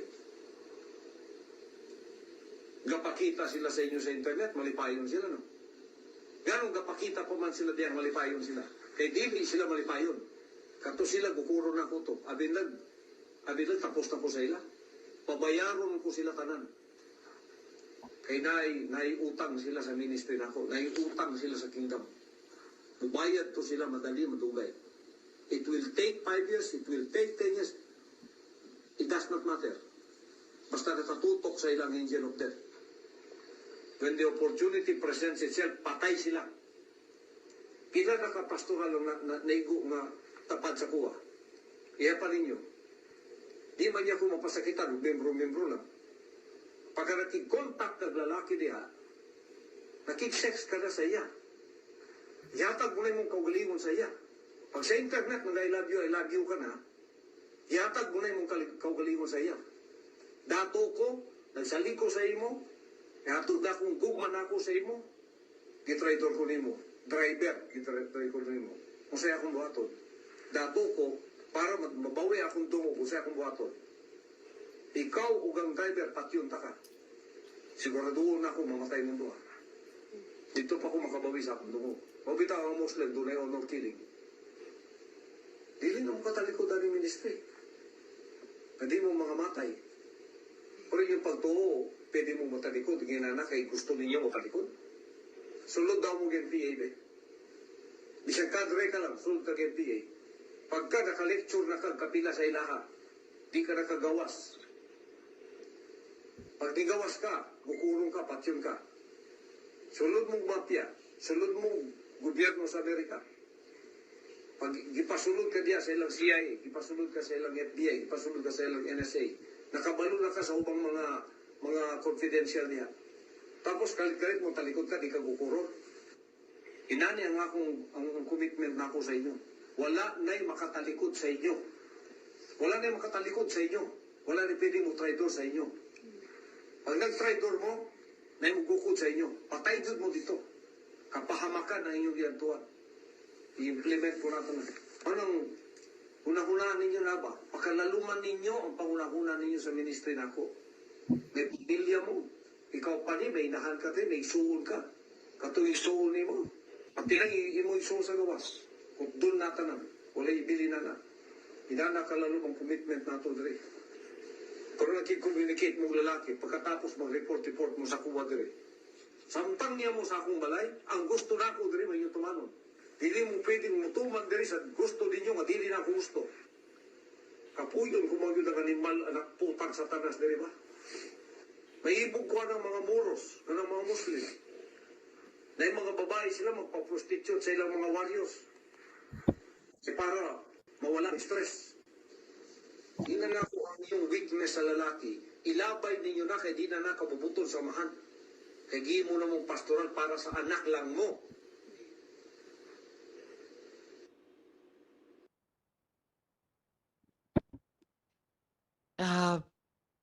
Miss Julia, before my questions to you about this audio file, Mr. Quiboloy, huwag kayong mag-alala. Magkakaroon din kayo ng oportunidad na magresponde. Didigin lang natin mga kasama lahat ng mga victim survivors testimonies muna. At bahagi din po ito ng karapatan nyo marinig yung mga akusasyon laban sa inyo bago kayo magresponde. Yulia, is this the file? Is this the audio file that came into your possession? Yes. Yes. Do you recognize the voice speaking in the audio file? Yes. Whose voice is that? This is the voice of Mr. QUIBOLOY. Okay. And well, I know that you don't understand Bisaya so well, but do you have a sense of what he was saying in this audio file? Yeah, because I experienced like the girl that he is talking about. Mm-hmm. Only if you know, is Pane Stephanie Yeah. Ibarra? Yeah. Yes. This is Who is Mumba. Stephanie Ibarra? Stephanie Ibarra is main senior in the kingdom, and she is main assistant of Mr. QUIBOLOY, like the one who like always guide him everywhere. Like, and he also she also have access to his room the same as Mr. QUIBOLOY have access to her room. So Okay. Was she also your groomer? Was she also your groomer, like you said Jacqueline no, Roy was? No. no, she was not my groomer. No. All right. And why I know you asked me, can you repeat the question, please?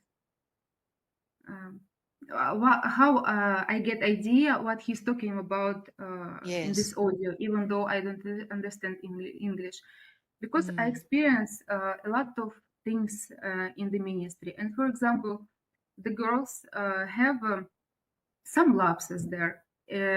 For the world, it's a normal thing. Like, for example, they want to chat some boys or something. Like, it's not a crime. But according to the standard of and rule that were in the pastoral, it's a big crime that he will punish them. And I witnessed how Stephanie was several times, only in my time, she was trying to leave the ministry. And Stephanie every Ibarra or Pane was trying to leave the ministry. yeah, she was All right. trying to leave the ministry, and every time she tried, they very in brutal way, in very arrogant way, they will put her back to be always loyal to Mr. QUIBOLOY as his like How brutal and arrogant way? Like, for example, there was one time she wanted to run away from the house of Manila. We stayed there, and before we have a concert day there, and we stay in worker's house.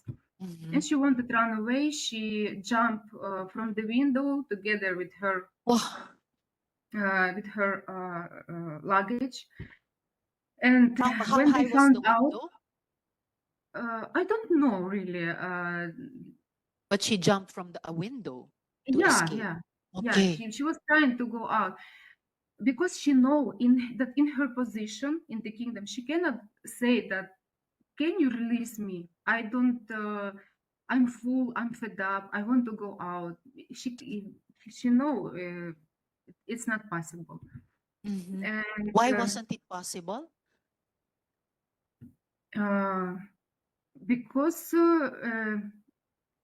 like as I said, she is like her his trophy, and he said like even to us, like if she will leave, how I will handle the other girls, because she's like she used her as example that must be loyal, that must be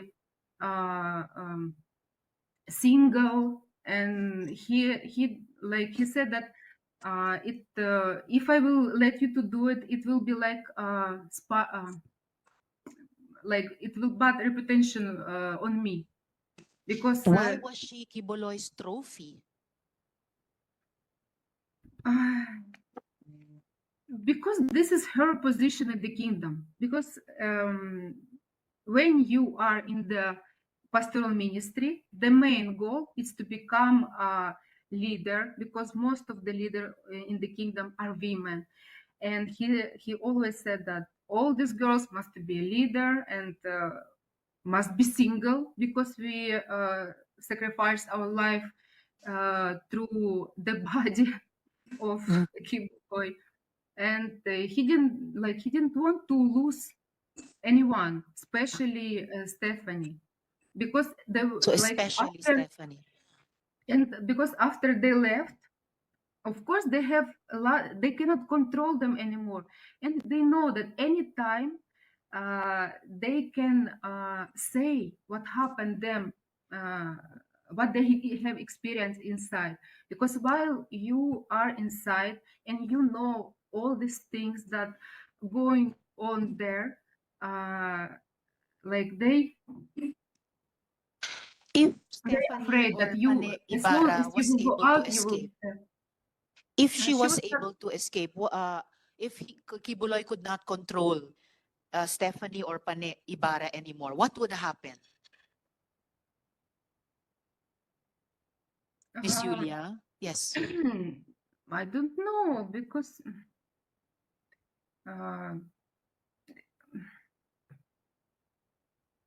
to me and to us, it's nothing will happen. She will just live her own life, good or bad. It's depend on our choice, on the way how Yes. we work on life. Because he always put the fear on us that if you will go out, you will become a prostitute.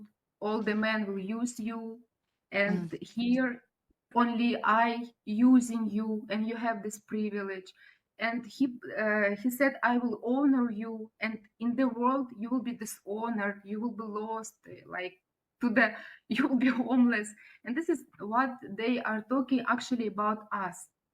Like, for example, me, I came with a sincere heart to this ministry, and I didn't have any bad record inside the kingdom, except that I fight with Mr. QUIBOLOY about this pastoral ministry, because for me it was hard to adjust to this rule, because most of the girls in the pastoral, they came from a broken family or came from very young age, that don't have example in life, that don't have a father, and especially when you are young and don't have experience in life, you can plant them the thinking that this is life, is normal, it's good.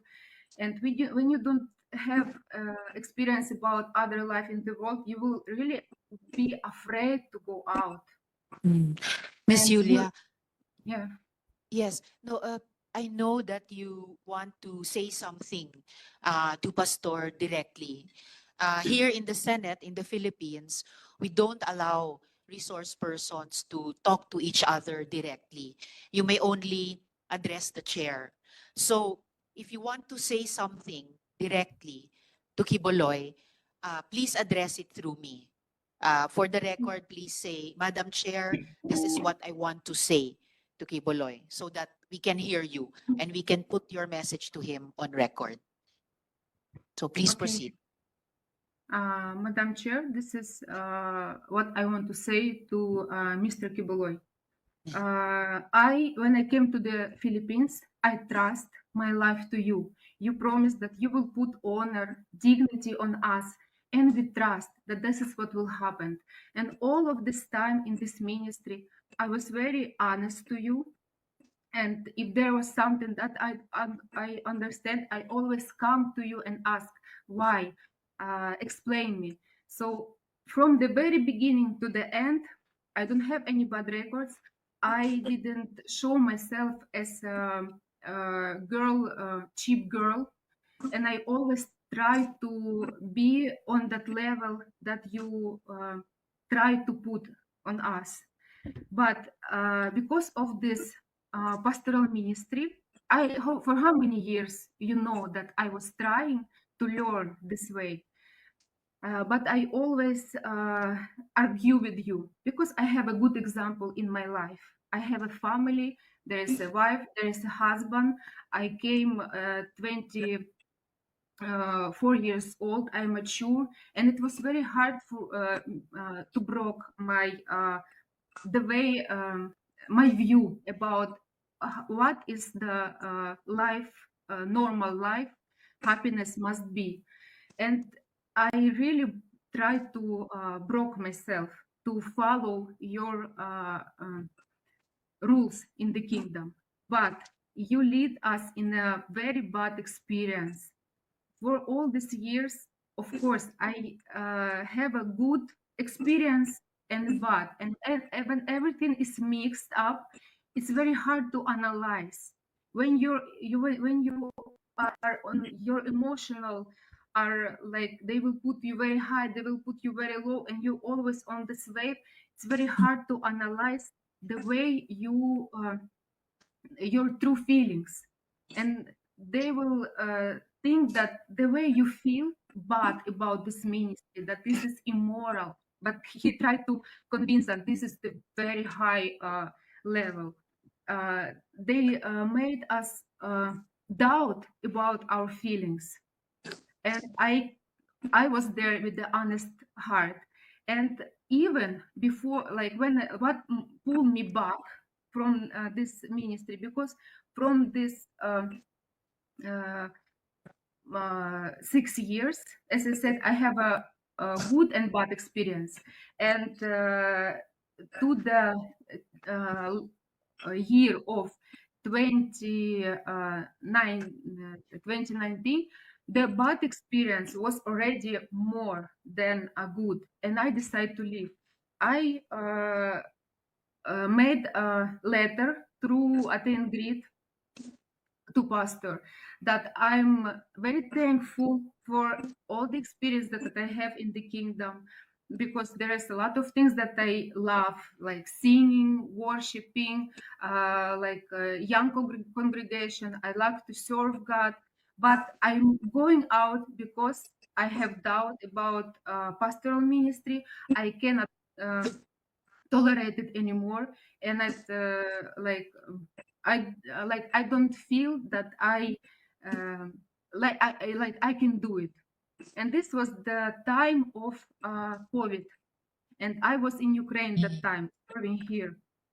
And because it was COVID, I went to from the KLC workers' house. I went to my parents' house, and I stayed there for how many months, because it was we didn't know. And this is again my thinking renew. Again, I see my family. I see, and I start to. There is no one who will influence me again, and I came to life. But even though the bad experience that I have, I still go with a thankful heart. And what they do to me, because I still watching, even though I go out, I still watching the TWP program. And in his TWP program, I didn't do anything bad. He said about me that if you will work as a prostitute the whole your life out of the kingdom, you cannot replace all these material things that I invest in you here. You compare me as a prostitute, and I'm here living like ordinary life. I have to, when I go out of the kingdom, I was almost 30 years old. Because of the kingdom, I was not able to finish my study. I was not able to build my own family. I was not able to have my career, so I can have something of my own. When you invest all your time, all your efforts, everything into the kingdom, and when you go out, you have nothing. And then in everything you do there, you do with a sincere heart. We never ask for payment. We never ask for salary. We go out from the empty hands, and still you are saying that we own you. Maybe this is you who own us, and you broke our Thank you. reputation even. And he Thank you started very to much. say very bad things about me to destroy my reputation, because he know that if I will go out in the way, in case if I will say what is happening there, my reputation will be destroyed and nobody will believe. This is what he always destructive that he do. Yes. And the last thing Thank that you I very want to much, say, Miss Julia. 1 minute, please, because Yes. I always argue about pastoral ministry, as I said, and especially when the minors came, because I cannot tolerate, and they know this. And I start to fight for these kids because they hide it from us. And it's a very long story. Maybe I will have an opportunity to tell everything. But Yes, you can also Mr. submit Kiboloy it to us in told writing. me, Mr. Kiboloy told me, Yulia, don't come near to my relationship with God, because this pastoral ministry, this is my ministry, and I know what I'm doing. If I will have a problem with this, I will be the one to solve it. But when problem to appear, he never face it, because he wants the other. He used people who even are not pastoral and don't know about his life. They don't know what he eat, what his arrangement in the. They don't know anything. And we, how many years we stay under one roof? We all. Thank you And very much, Miss uses Julia. uses not he's until now he's not solving this problem that he created. He wants the all kingdom nation to protect him. He want even this victim to make them as accomplishment protect him. But Thank you very much, Miss what I Julia, want for to actually face your helping us. problem. Yes, you're helping us to find out what the problems actually were and see if through our laws we can prevent them ever happening again. So thank you very much, Miss Julia. Please stay on in our hearing in case we have other questions for you later in the hearing. We will now hear the other victim survivors. Thank you very Okay, much, Miss thank you. Julia, and take Thank you. care. Thank you very Okay, much. thank you. Thank you. So ngayon, pakinggan naman po natin si Edward Ablaza Masayon. Sir Edward, maaari mo bang ipaalala sa amin, di ba kayo yung bahagi ng 2nd Signal Battalion ni QUIBOLOY? Opo, Madam Chair. Okay po. Ano po ba yung 2nd Signal Battalion? Para ba yung private army? Actually po, Madam Chair, ang 2nd Signal Battalion is a legit po na galing sa Philippine Army. Noon po, nag-start yung ano ni QUIBOLOY po, yung private army po. Nung panahon pa po ng Task Force Davao, kasi yung unang batch ng Task Force Davao, yung hindi pa ako nakasali doon, meron po mga workers na kasama ko, yung pili lang, sila yung mga unang batch talaga. Okay. Task Force Davao is local lang po ng Davao. Yes. Noong 2015 po, mag-jump out po tayo. 2015, na-endorse po yung paaro dito sa Kingdom. Because paaro is gamit na gamit po kasi national na po siya. Ano po yung paaro?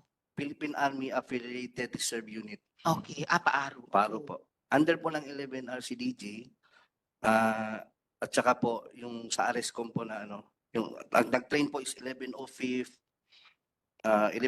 Community Defense Center ng 11 RCDG. So yung paaro nasa ilalim ng 11 RCDG po. RCDG. Ano po yung RCDG?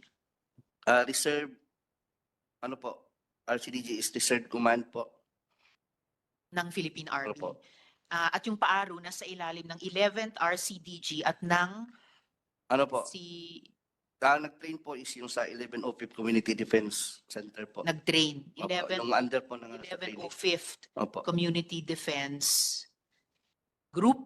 Group po, group. Community Defense Group. Okay po. Defense Center po. Defense Center. Okay. Bali po yung second Signal Battalion po is po yan, binubuo po yan ng buong Kingdom members o workers po. Wala pong nakasali dyan ng mga tagalabas. Hindi po kagaya ng ibang mga ng paaro sa ibang lugar po, sa ibang tawag nito, sa ibang parte ng regional po na ano. Yung exclusive po talaga yung 2nd Signal Battalion under po ng SMNI. Oh, okay. Under ng SMNI, yung Opo. media company. Opo, media Pero company yung po. media company ng SMNI, merong sa ilalim niya nitong 2nd Signal Battalion. Ito po yung certificate ko po, sinerex ko po. Okay. Basahin ko po yung ano Yes, talaga. please. And then pakisubmit ng kopya sa aming COMSEC. Sir Ito po Edward. yung ano namin, yung sa September 7, 2015 to November 21 na training po namin. Okay. Ang ano po is Philippine Army Affiliate Reserve Unit, PAARO, then Military Orientation Training of the 2nd Metro Davao Signal Battalion, Sunshine Media Network International. Ito po So, yung ano. ito pala ay 2nd Metro Davao Signal Opo, Battalion. Signal Yun Battalion. yung buong pangalan niya. Opo. Okay. Diyan ba sa 2nd Metro Davao Signal Battalion kinukuha yung tinatawag na Angels of Death? Actually po, meron po tayong ano, diyan po niya kinukuha. Yung ibig kong sabihin, yung Angel of Death po kasi, yung mga nagpumapatay po, yung mga, labi na sa mga kasamahan ko, na mga worker na napatay na po. Bali, kung saan po, for example, ako po, pag nakitaan ako ng loyalty, yung talagang gusto kong pakita yung faithfulness ko sa ministry, sa anak ng Diyos, maaari kong gawin yun. So yung pagkaalam nyo sa Angels of Death ay pumapatay sila, pumapatay pati ng workers, pumapatay ng workers para magpakita ng loyalty kay Quiboloy. Yung Angel of Death is nabuo po yun, yung sa mga against sa kanya. Like sa pastoral po, narinig niyo po sa kanyang ano, yung na ano po ni Lulia, na papatayin yung mga pamilya nila, pag lumabas, pag marami silang alam, tapos lumabas sila, hindi na sila maaaring makalabas sa ministry, sa poder niya. At saka maraming alam po, yung nakakaalam po sa, lalo sa pastoral, inner circle, yung mga ganun po. At saka mayroon din pong member ng ano, yung sa Angel of Death, yung kasama ko rin po, yung si Simon Tagnipis. Si Simon Tagnipis po kasi, siya yung pumatay kay Jarog. Kay? Jarog po. Jaruk. Opo, Jarog. Sino po si Jaruk? Duming Jarog, hindi ako, dato po yan ng ano, Kausayan.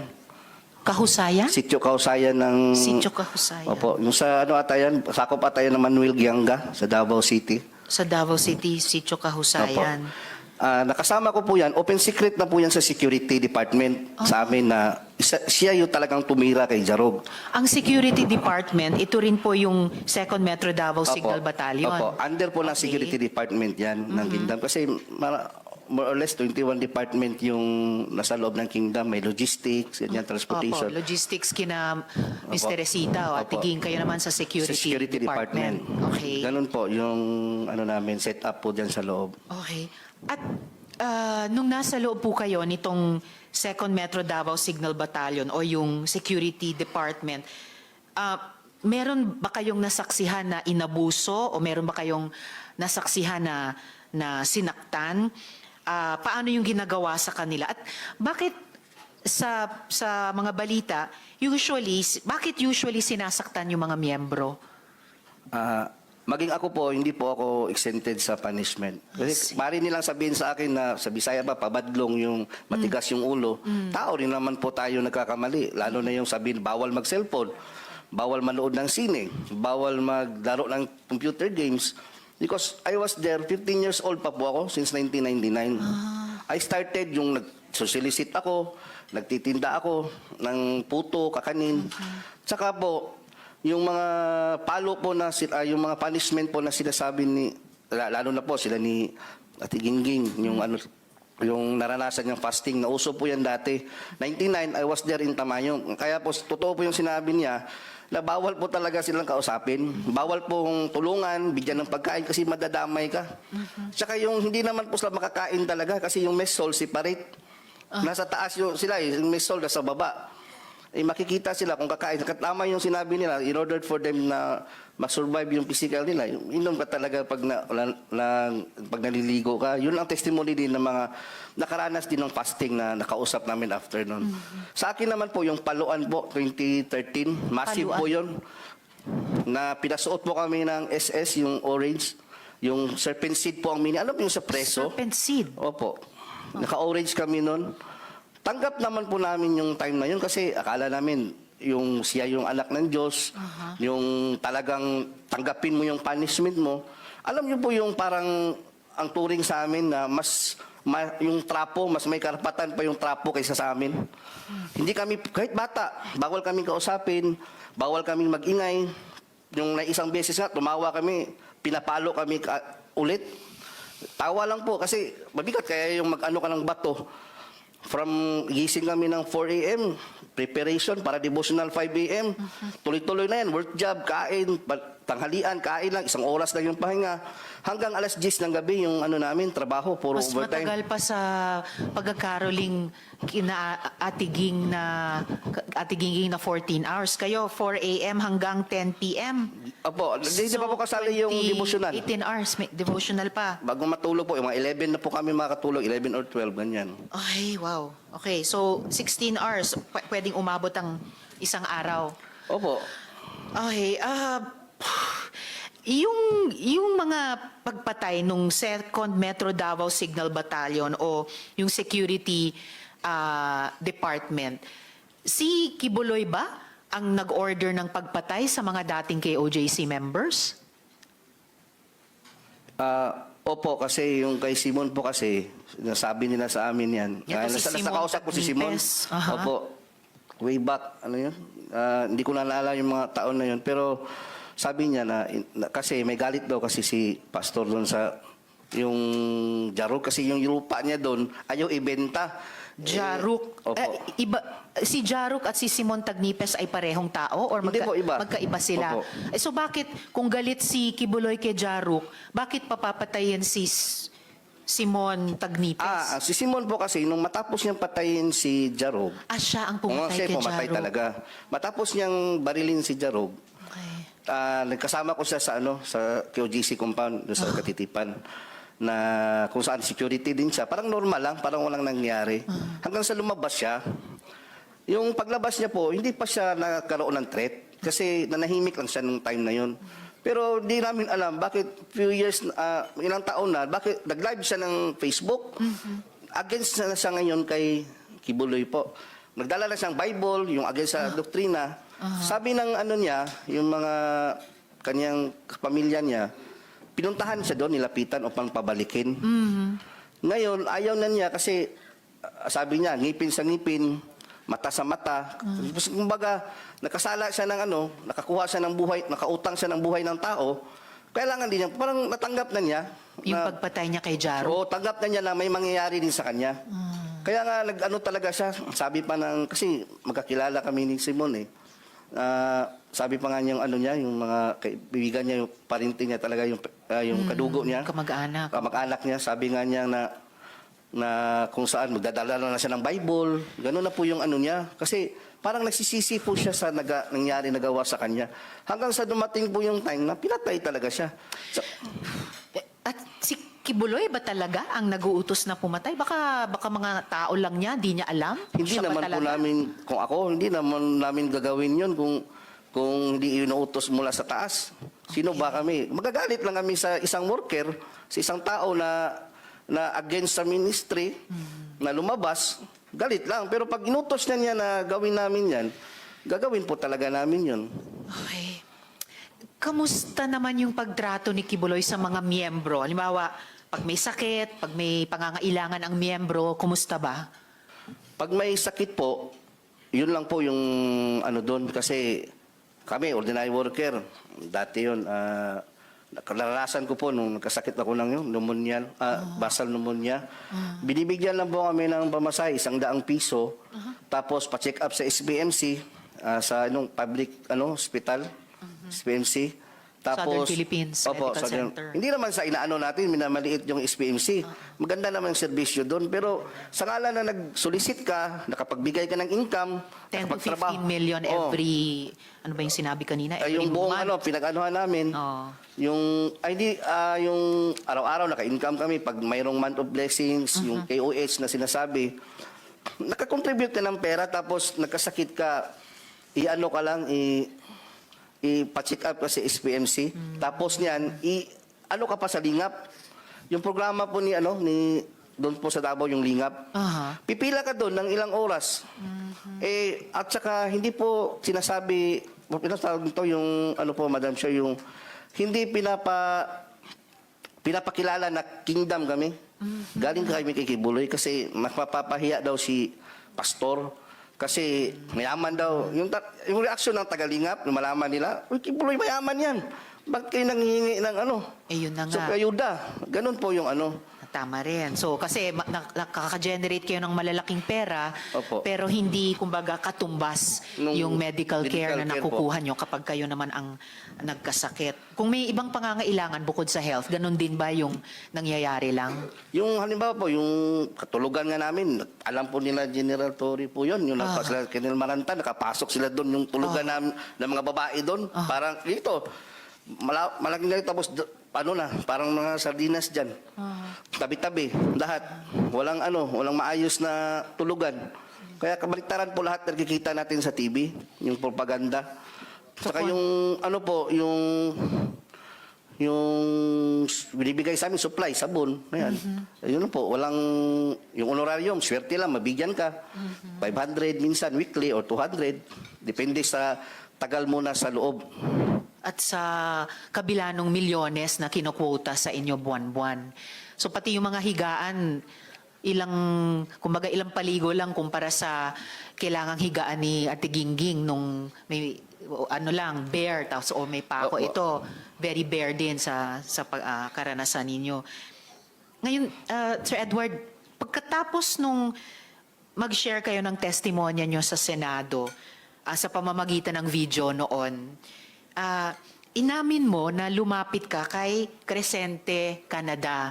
Yes, kayo po.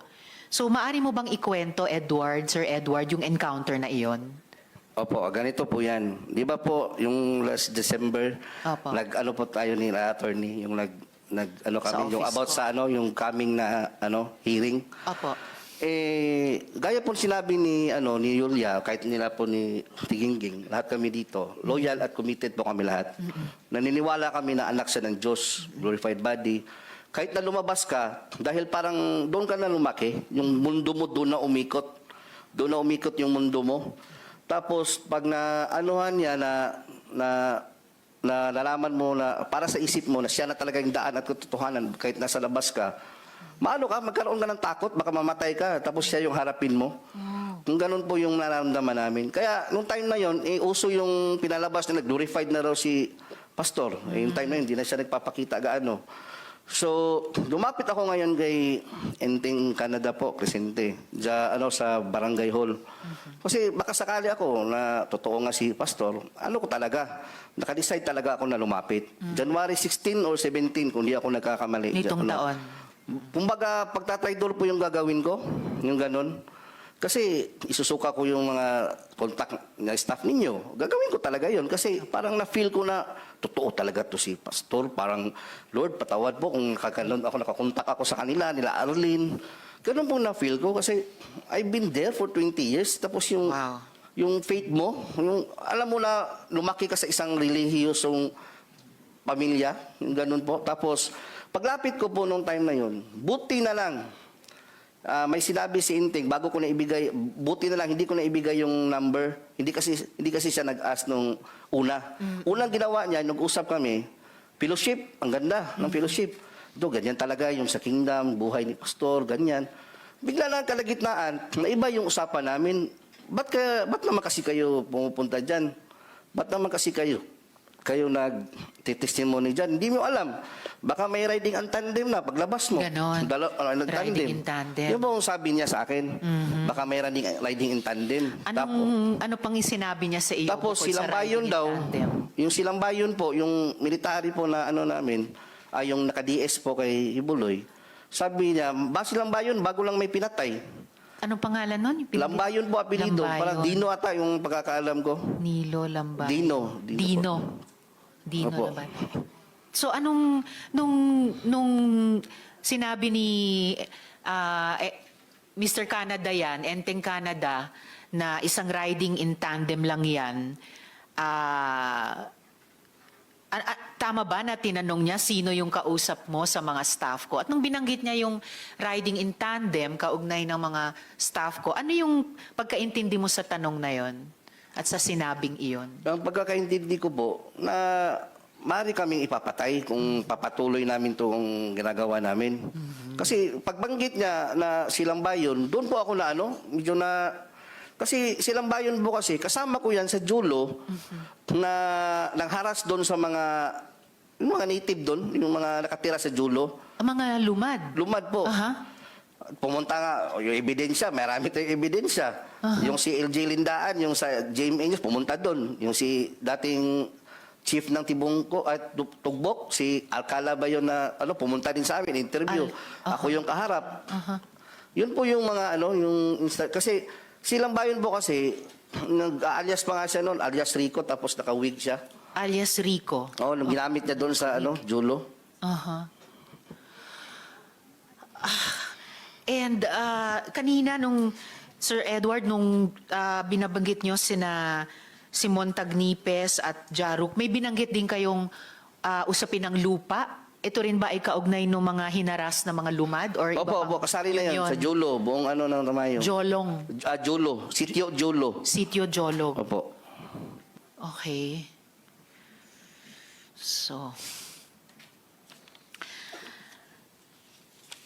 yung encounter nyo, yung pag-uusap nyo kay Mr. Canada ay may ganong parang banta na ang dating sa inyo pwede kayong ipapatay dahil binanggit yung riding in tandem. Pati nung tinanong niya sa inyo, yung staff ko, binanggit din yung riding in tandem. Ano yun? Pati staff ko, binabantaan nila? Hindi po, hindi naman talaga direct na banta. Pero parang lang ba, yung pag ka dyan, iniksian lang, na mayroong riding in tandem. Kaya natakot din po ako nung sa mga kasamahan ko na staff, kasi konsensya ko rin naman kung ibinigay ko yung numbers. Kaya nirason ko na lang na naiwan yung ko, nandoon sa isang cellphone ko yung makontak kasi nagmamadali akong pumunta dito para makausap ka. Kaya alam niyo po ba, pinag-isipan ko yun bago pumunta doon. Nagdalangin talaga ko, Lord, kung kalooban mo na totoo si Pastor, magaganap talaga ito, mangyayari talaga na babaliktad talaga ako. Buti na lang, naka-mention siya nung time na yun. Parang yun na yung ko eh. Alam mo yung masaya ka, nag-usap kayo, fellowship, tapos biglang kumambyo. Yung saya mo, nabaliktad, na uy, parang to Iba. Iba na to Mayroon namang inutusan nga si Simon.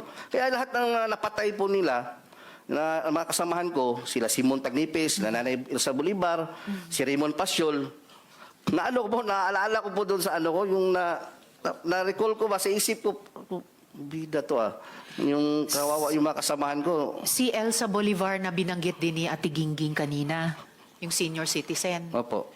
And then binanggit nyo ngayon si Raymond Fasiol, na binanggit mo rin dati sa video interview nyo. Marami ba to? Yung mga pinapapatay, no? Actually, mayroon pa po mga iba dyan na hindi ko po minention. Baka na po yung magsabi. Opo. Mga ilan po sa pagkaalam niyo? Kaalam ko po, mayroon pa nga yung pastor under investigation po. Yung isang pastor na, pa po, yung si Disera, yung apelido Disera. Worker din po yun dati. Member o worker yun siya. Kung hindi mo kasi kahit sabihin mo na, po, Madam Chair, bakit mga member o mga worker, parehong ikinamatay. Pwede namang magkasakit yung isa, nabunggo ng tricycle yung isa. Pwede naman yun. Bakit puro baril? So, panay baril ang, pagbaril ang kinamatay? Panay puro pagbaril yung yung kinamatay ng mga coincidence talaga. Tapos, kung mag-iimbestiga kayo doon sa mayroong fall guy, yung mga ganun po. Okay. So, may mga fall guys pa? Na nahuli. Tapos hindi naman pala yung yung totoo, hindi alam ng pamilya na may nahuli na pala sa sa mga suspect, yung ganun po na sinikreto ng police station. Okay. Alright. Dagang salamat, Edward. Paki-stay on para sa rest ng hearing natin. Oo. Pero magiging mas conscious pa ako sa oras dahil mga kasama, dear colleagues, signal number 2 na po sa labas. Okay. So, Sir Joar Martinet. Yes po. O Madam Limba? Chair. Opo. Okay, salamat kayo. Sir Joar, so para lang maalala namin ulit, maaari mo bang ikwento ng maiksi kung paano ka naman naabuso? Opo, Madam Chair. Good afternoon sa lahat. By the way, ako pala si Joar Limba and Iki alias Jerome. Ako po isang full-time worker sa under po ng Logistic Department na wala ibang ginagawa, magtinda, mag-solicit sa lahat ng Metro Manila at buong NCR. Ako po diniretso ko lang po kasi na ano ko na po ba, di ba? Apo. Yung ano na lang, nakaranas po ako ng karumal-dumal na ano sa loob ng compound ng Kingdom of Jesus Christ. Doon po sa Baliches sa Oyo, Quezon City. Ako po nakaranas ng karumal-dumal na self-torture po na utos po ni Pastor QUIBOLOY. Sa kasalanan pong nanood lang po ako ng sine at saka nagka-girlfriend na tagalabas. Ang sabi niya po sa amin, true calling po yun, hook up po ang tawag noon. Sabi niya sa amin na lahat kayo, ang gagawin nyo, iuntog nyo ang ulo nyo sa pader. Hindi kayo titigil hanggat hindi kayo hihinto. Hindi nagdurugo. Tapos po, suntok namin yung kamay namin, hindi kami titigil hanggat hindi magdurugo. Tapos, mayroon pa nga ako mga katibayan dito, Madam Chair, na sa kamay ko, may mga papati dito sa noo ko. Then that time, meron ding nagdala sila ng yung mga dinikdik na sili. Tapos pinapalagay sa aming mata, bibig, at buong ari namin. At pagkatapos nun, hindi namin alam kung anong mangyari sa amin. Sabi na lang sa sarili namin kasi faithful pa kami ni QUIBOLOY nun para sa ama to. Sabi na lang, sabi ng kasamaan ko sa isa doon, hindi na pala langit to, impyerno na pala to. Yun ang sabi ng kasamaan ko noon that time. That time, hindi pa nakontinto. Pagkatapos, after 2 weeks yata, dinala pa kami sa doon sa Guadalupe. Pinatrabaho kami ng walang permit, yung building niya, yung ginagawa niya ngayong is MNI. Kami pinakauna nagtrabaho doon. Tapos binigyan lang kami ng 2 damit. Yun lang, palitan lang. Trabaho kami noon, 2 buwan yata kami nagtrabaho doon. Doon, pagtatrabaho namin, para sa ama din. Yung ginagawa namin kasi para sa ama, nagdadalangin din kami. But that time, was time na sa katagalan namin magtrabaho doon, naisipan namin parang hindi na yata tama to Di ba? Pagtrabuhain ka na walang permit, tapos bawal kami magtrabaho ng umaga kasi bawal nga, kasi walang permit. Gabi kami, madaling araw, hanggang umaga, alas 6 kami magtrabaho. Lahat ng mga kwarto doon sa building na yun, binabar down namin, ginagamitan namin ng hammer. Yun lang ginagawa namin. Ilang taon yun, ay ilang buwan. Kaya pagkatapos noon, naisipan namin siguro na nag-isipan namin na tumakas na lang. Wala kaming pira noon that time, di ba? Wala kaming damit. Tudes lang, di ba? Ang ginawa namin, meron kami nakukuha ng mga doon, mga bakal, Madam Chair. Mga bakal, tapos meron kaming doon kaibigan sa labas kasi hindi kami makalabas kasi meron kaming gwardiya, 2 may mga armado Mga armalite pa yung mga baril. Wow, long arms. Naka-uniform pa na task force, Davao that time yun. Task Force Davao sa Guadalupe, sa Makati? Opo. Pagpanis din namin doon sa Oyo, meron din mga 2 armado din. May mga baril din. Hindi kami makalaban, kaya para sa ama na lang yung ginagawa namin, yung punishment namin. Hindi ako makapaniwala yung ganun yung punishment namin At paano mo nakumpirma na si QUIBOLOY mismo ang nagpapayag or nagpagawa ng ganong torture sa inyo, yung paguntog ng ulo, pagsuntok ng kamay, paglagay ng sili sa sensitibong parte ng katawan? Siya po talaga nagsabi kasi that time nasa Amerika siya noon. Kapag kasi that time noon, yun, MOB, month of blessing niya noon Tapos lumit yata yung kita, kaya galit na galit siya. Kahit minor lang yung kasalanan namin, yun na yung for the first, hindi kami kapaniwala, yun yung sinabi niya na bakit ganun yung punishment namin. Kasi kadalasan yung punishment namin, yung sinasabi natin, yung fasting lang, or palo sa puwit, di ba? Hindi, naisip namin para naman to fraternity, di ba? Pag ganun. That time, tinawag kami lahat, pinaakyat kami sa taas. Lahat ng may mga kasalanan, Madam Chair, pinaharap doon sa altar. Tapos tumawag si QUIBOLOY through calling, hook up, tapos yung cellphone tawag siya, tapos kinukonek sa speaker para marinig namin lahat. Tapos binabanggit nila yung lahat ng mga kasalanan namin isa-isa. may naglalaro lang ng Dota. Kung sa akin nun, nanligaw lang ako tapos nanood ng sine. Samantala sila, nanonood pala sila ng sine sa Amerika everyday. Di ba? Sabi ni Ate Gingging. Oo. So, narinig nyo talaga siya, yung boses niya na mag-utos ng palagi ganyang yan, mga Madam Chair, kasi torture. hindi na bago palagi. Kasi palagi din ako na-hook up niya dati kapag nakakasuntok ako ng guard sa mall, kapag nagtitinda ako, kasi nagagalit ako eh.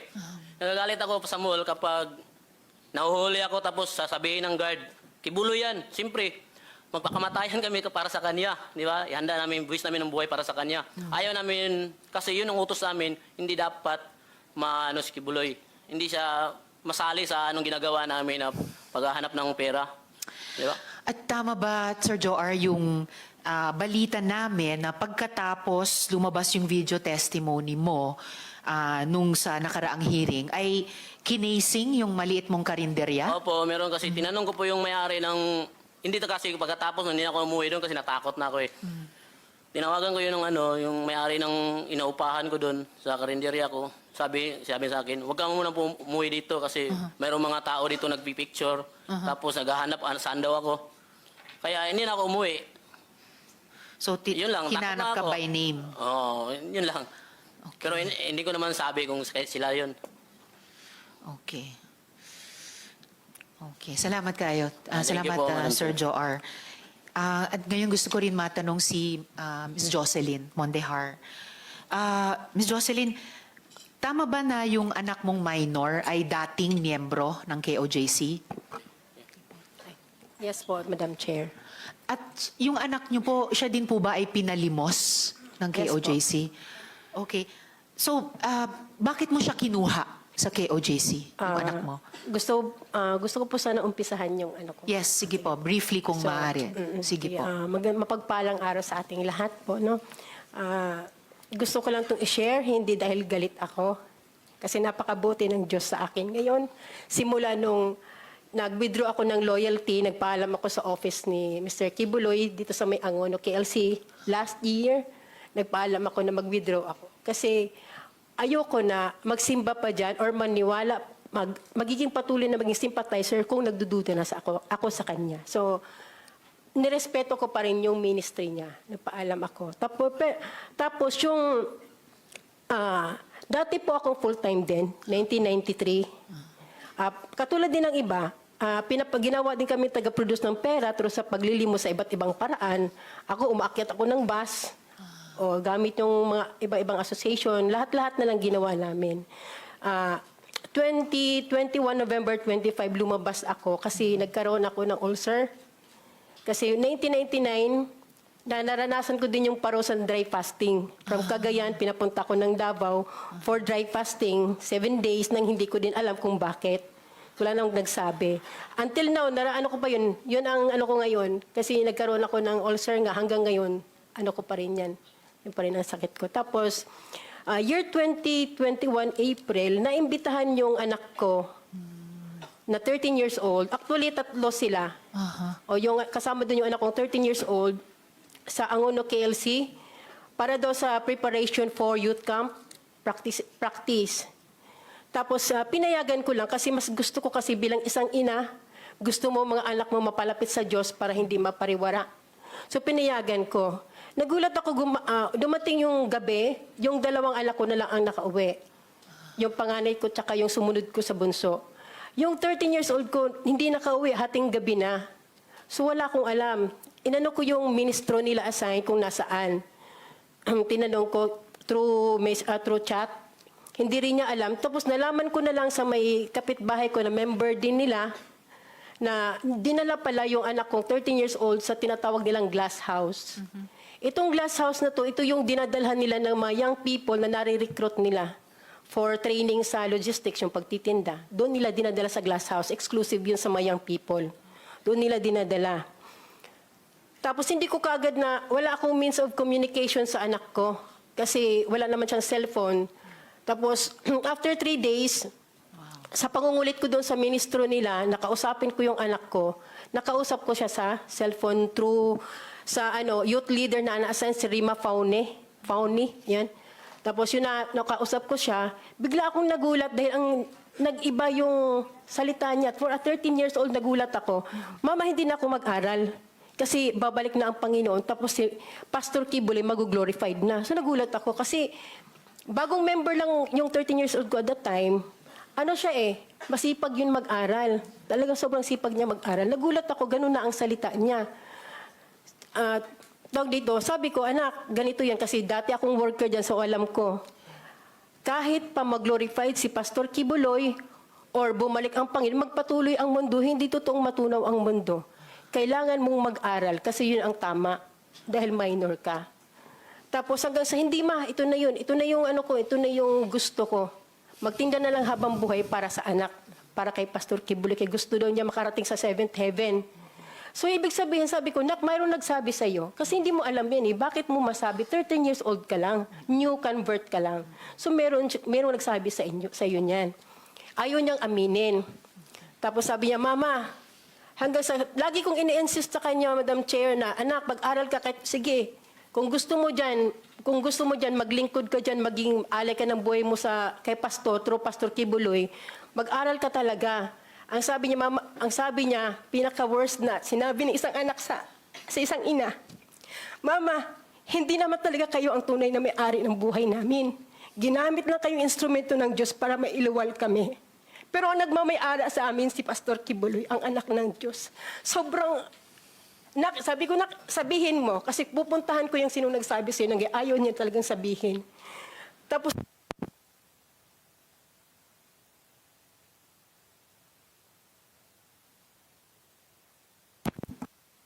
Ayun, okay na. Actually, Miss Jocelyn, talagang, sa puntong yan talagang napakasakit marinig at nakakabahala sa isang ina. Pero baka senyales din ito na kailangan din natin pagkatapos nyo ngayon marinig si Mr. Quiboloy at marinig sina General Torre bago lalong sumama yung panahon. So kung maaari ko kayong pasalamatan sa punto pong ito, pero kung mayroong pang mga tanong mamaya please stay on. Pwedeng last na inanong ko na lang Sige po, Ms. Jocelyn. Kasi dito po nagpatuloy na siya doon. Tapos dahil sa ko na ipag-aralin siya, dito ang pinakamalaking problema, dahil pineke nila yung pag-aaral ng anak ko. Kinuha nila yung report card, previous report card ng anak ko ng grade 8, tapos PSA, kunyari in-enroll nila. Pero sa isip ko bilang isang ina, paano ang isang bata nakakapag-aral ng mula umaga hanggang gabi, madaling araw, nagtitinda ng otap? Di ba hindi hindi dapat? Paano makapag-aral isang bata? 13 years old lang yung anak ko. May sakit pa siya sa baga kasi mahina ang baga noon. Lagi kong sinasabihin may sakit sa baga ang anak ko. Tapos ma'am, nung time na sinasabi nila na ini-insist ng youth leader na nag-aaral yan te. Ito yung Rima Fauni. Opo. Pati yung dalawa yan sila, si Carla Guillermo. Oo. Okay. Tapos ma'am, nagpatulong ako sa teacher niya dati, grade 7. Ma'am, pakitrace kung talagang ba na-enroll ang anak ko. So, sabi ng teacher niya, ma'am, kahit saang school, wala siyang makitang pangalan ng anak mo naka-enroll. Pero sinabi niya naka-enroll. Tapos nung time na nalaman ko yun, ma'am, pinagpursige ako. Sabi ko, pupuntahan ko yung hideout nyo kasama ang DSWD at DepEd. May kausap na ako. Siguro sa takot nila mamang iskandalo, hinatid nila yung anak ko sa bahay. So pagdating ma'am pagdating nun sa amin na, to make the story short, nakauwi ang anak ko dahil siguro napilitan sila. Pag-enroll ko ma'am ng grade 9, sinubukan ko i-enroll ulit sa grade 9. Kahit sinasabi nila na na-enroll sa grade 9, sinubukan kong i-enroll sa grade 9 para makita ko kung anong reaksyon ng bata. Kasi kung totoo nag-aral siya, niya ako, Mama, hindi. Kasi na-enroll na ako doon, nag-aral ako. Wala siyang kahit anong reaction, ma'am. So na-confirm ko na hindi talaga siya nag-aral. Okay. Tapos Salamat, isa pa, ma'am, Ms. Jocelyn. pinatanong ko po sa teacher, pina-interview ko, ma'am, siya sa teacher. Kung nag-aral ka, sino ang teacher mo, kung online man, o sino ang principal mo sa JMC. Ma'am, Jose wala po Maria siyang College. alam. Wala Okay. po siyang alam. Okay. Maraming salamat, Miss Jocelyn, at talagang mabuhay kayo sa pagkuha, yung matagumpay na pagkuha nyo sa anak ninyo. And salamat din sa pagbanggit sa DSW at DepEd dahil mamaya may itatanong din tayong kahit mabilis sa kanila dun sa pag-rehabilitate ng mga bata na kinuha na ng magulang o ng gobyerno sa KOJC, kaugnay ng moving forward natin mula sa itong napakarami at matitinding problemang naiimbestigahan natin dito. Maraming salamat, Ms. Jocelyn. Paki-stay on sa hearing natin in case may iba pang mga kaugnay na tanong. Maraming salamat. Salamat po. So ngayon po, dadako na po ako kay Apollo QUIBOLOY. So, Mr. QUIBOLOY, bibigyan ko po kayo ng pagkakataon na magresponde sa mga akusasyong ito. At marami po sila. Pero unang tanong po, ilan ang miyembro ng KOJC? Salamat po, Madam Chair, sa pagkakataong ito na makaharap ko ang lahat ng mga nandirito at narinig ko ang kanilang mga testimonya. At magpasimula po tayo kay Ms. Valdehuesa. Pastor QUIBOLOY, Mr. QUIBOLOY, yung tanong ko muna, ilan ang miyembro ng KOJC? More or less po sa tingnan ko po muna ang exact na Kahit in estimate po. more or less po, including mga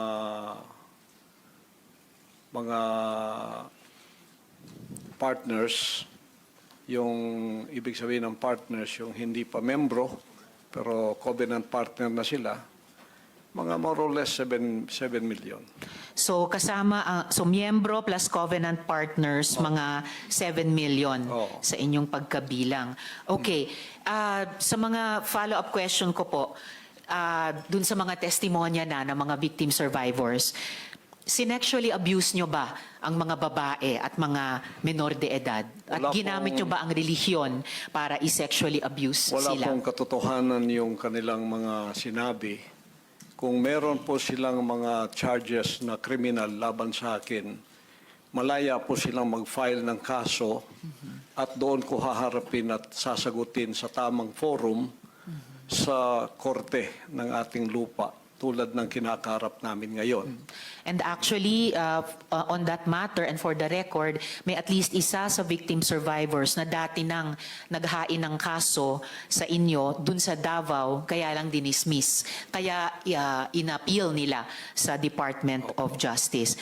Yun naman pong mga testimonya ni na Ms. Valdehuesa at ni Julia, tinatanggi nyo ba ang mga testimonyang iyon? Tinatanggi ko po. Wala pong mga katotohanan yung kanilang mga sinasabi, kundi sa aking paningin ay kabaligtaran. Ngunit hinahamon ko po silang mag-file ng kaso sapagkat ito'y mga kriminal na mga allegations. At ito ay para maging fair, ay maghain po sila ng mag-file sila ng kaso laban sa akin o kanino mang kanilang gustong mag-file laban sa mga kingdom na leaders or members because we are under the law of the Republic. Tulad po kay Masayon, yung kanyang sinabi. Pastor, i-interrupt ko muna kayo doon dahil tinatanong ko muna yung mga testimonya ni na Ms.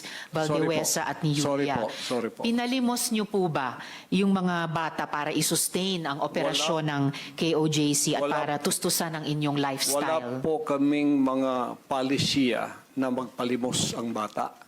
Pero walang polisiya man, pinalimos niyo ba sila? Hindi po. Wala pong katotohanan yun. Okay. Yung mga adults po, pinalimos nyo ba sila or pinayagan nyo ba silang maglimos para sa operasyon at lifestyle ng KOJC? Wala pong polisiyang ganon ang kingdom na magpalimos. Wala mang polisiya pero pinalimos nyo ba sila, yung mga adults? Hindi po. Wala pong katotohanan yun. Alright.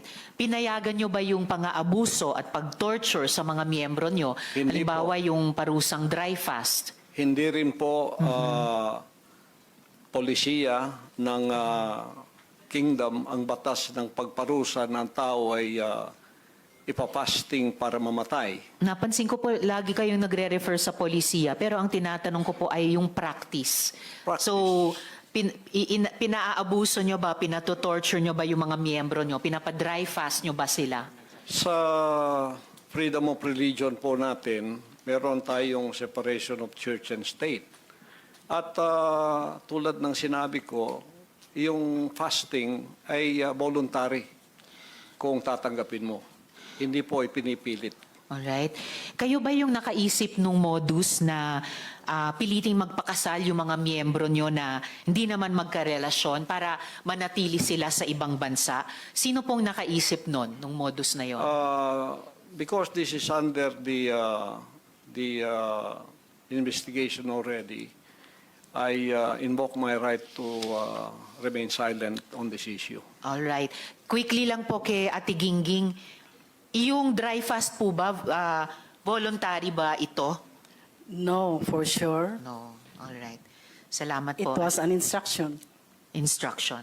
So, hindi siya voluntaryo, instruction or utos siya. Alright. Salamat po.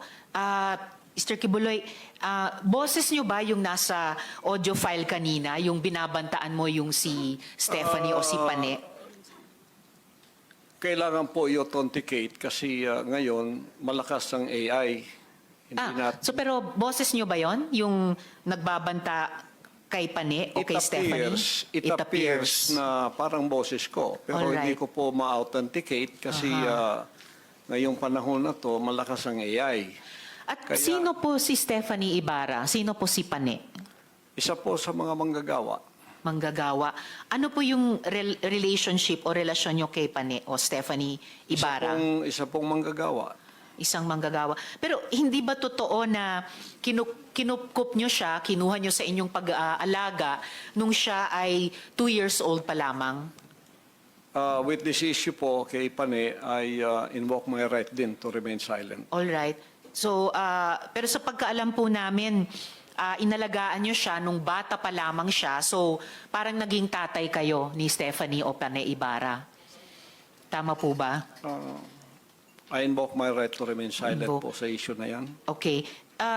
Kasi sa audio file naman po, sa kabila nung sa pagkaalam ay kinupkup nyo siya nung 2 years old pa lamang, bata pa lang siya, na parang naging tatay kayo niya.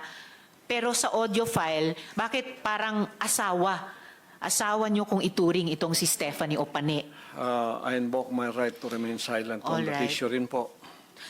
Ngayon po, kino-confirm nyo po ba na meron kayong isang hukbo o private army sa inyong disposal? At ano po iyang tinatawag na angels of death?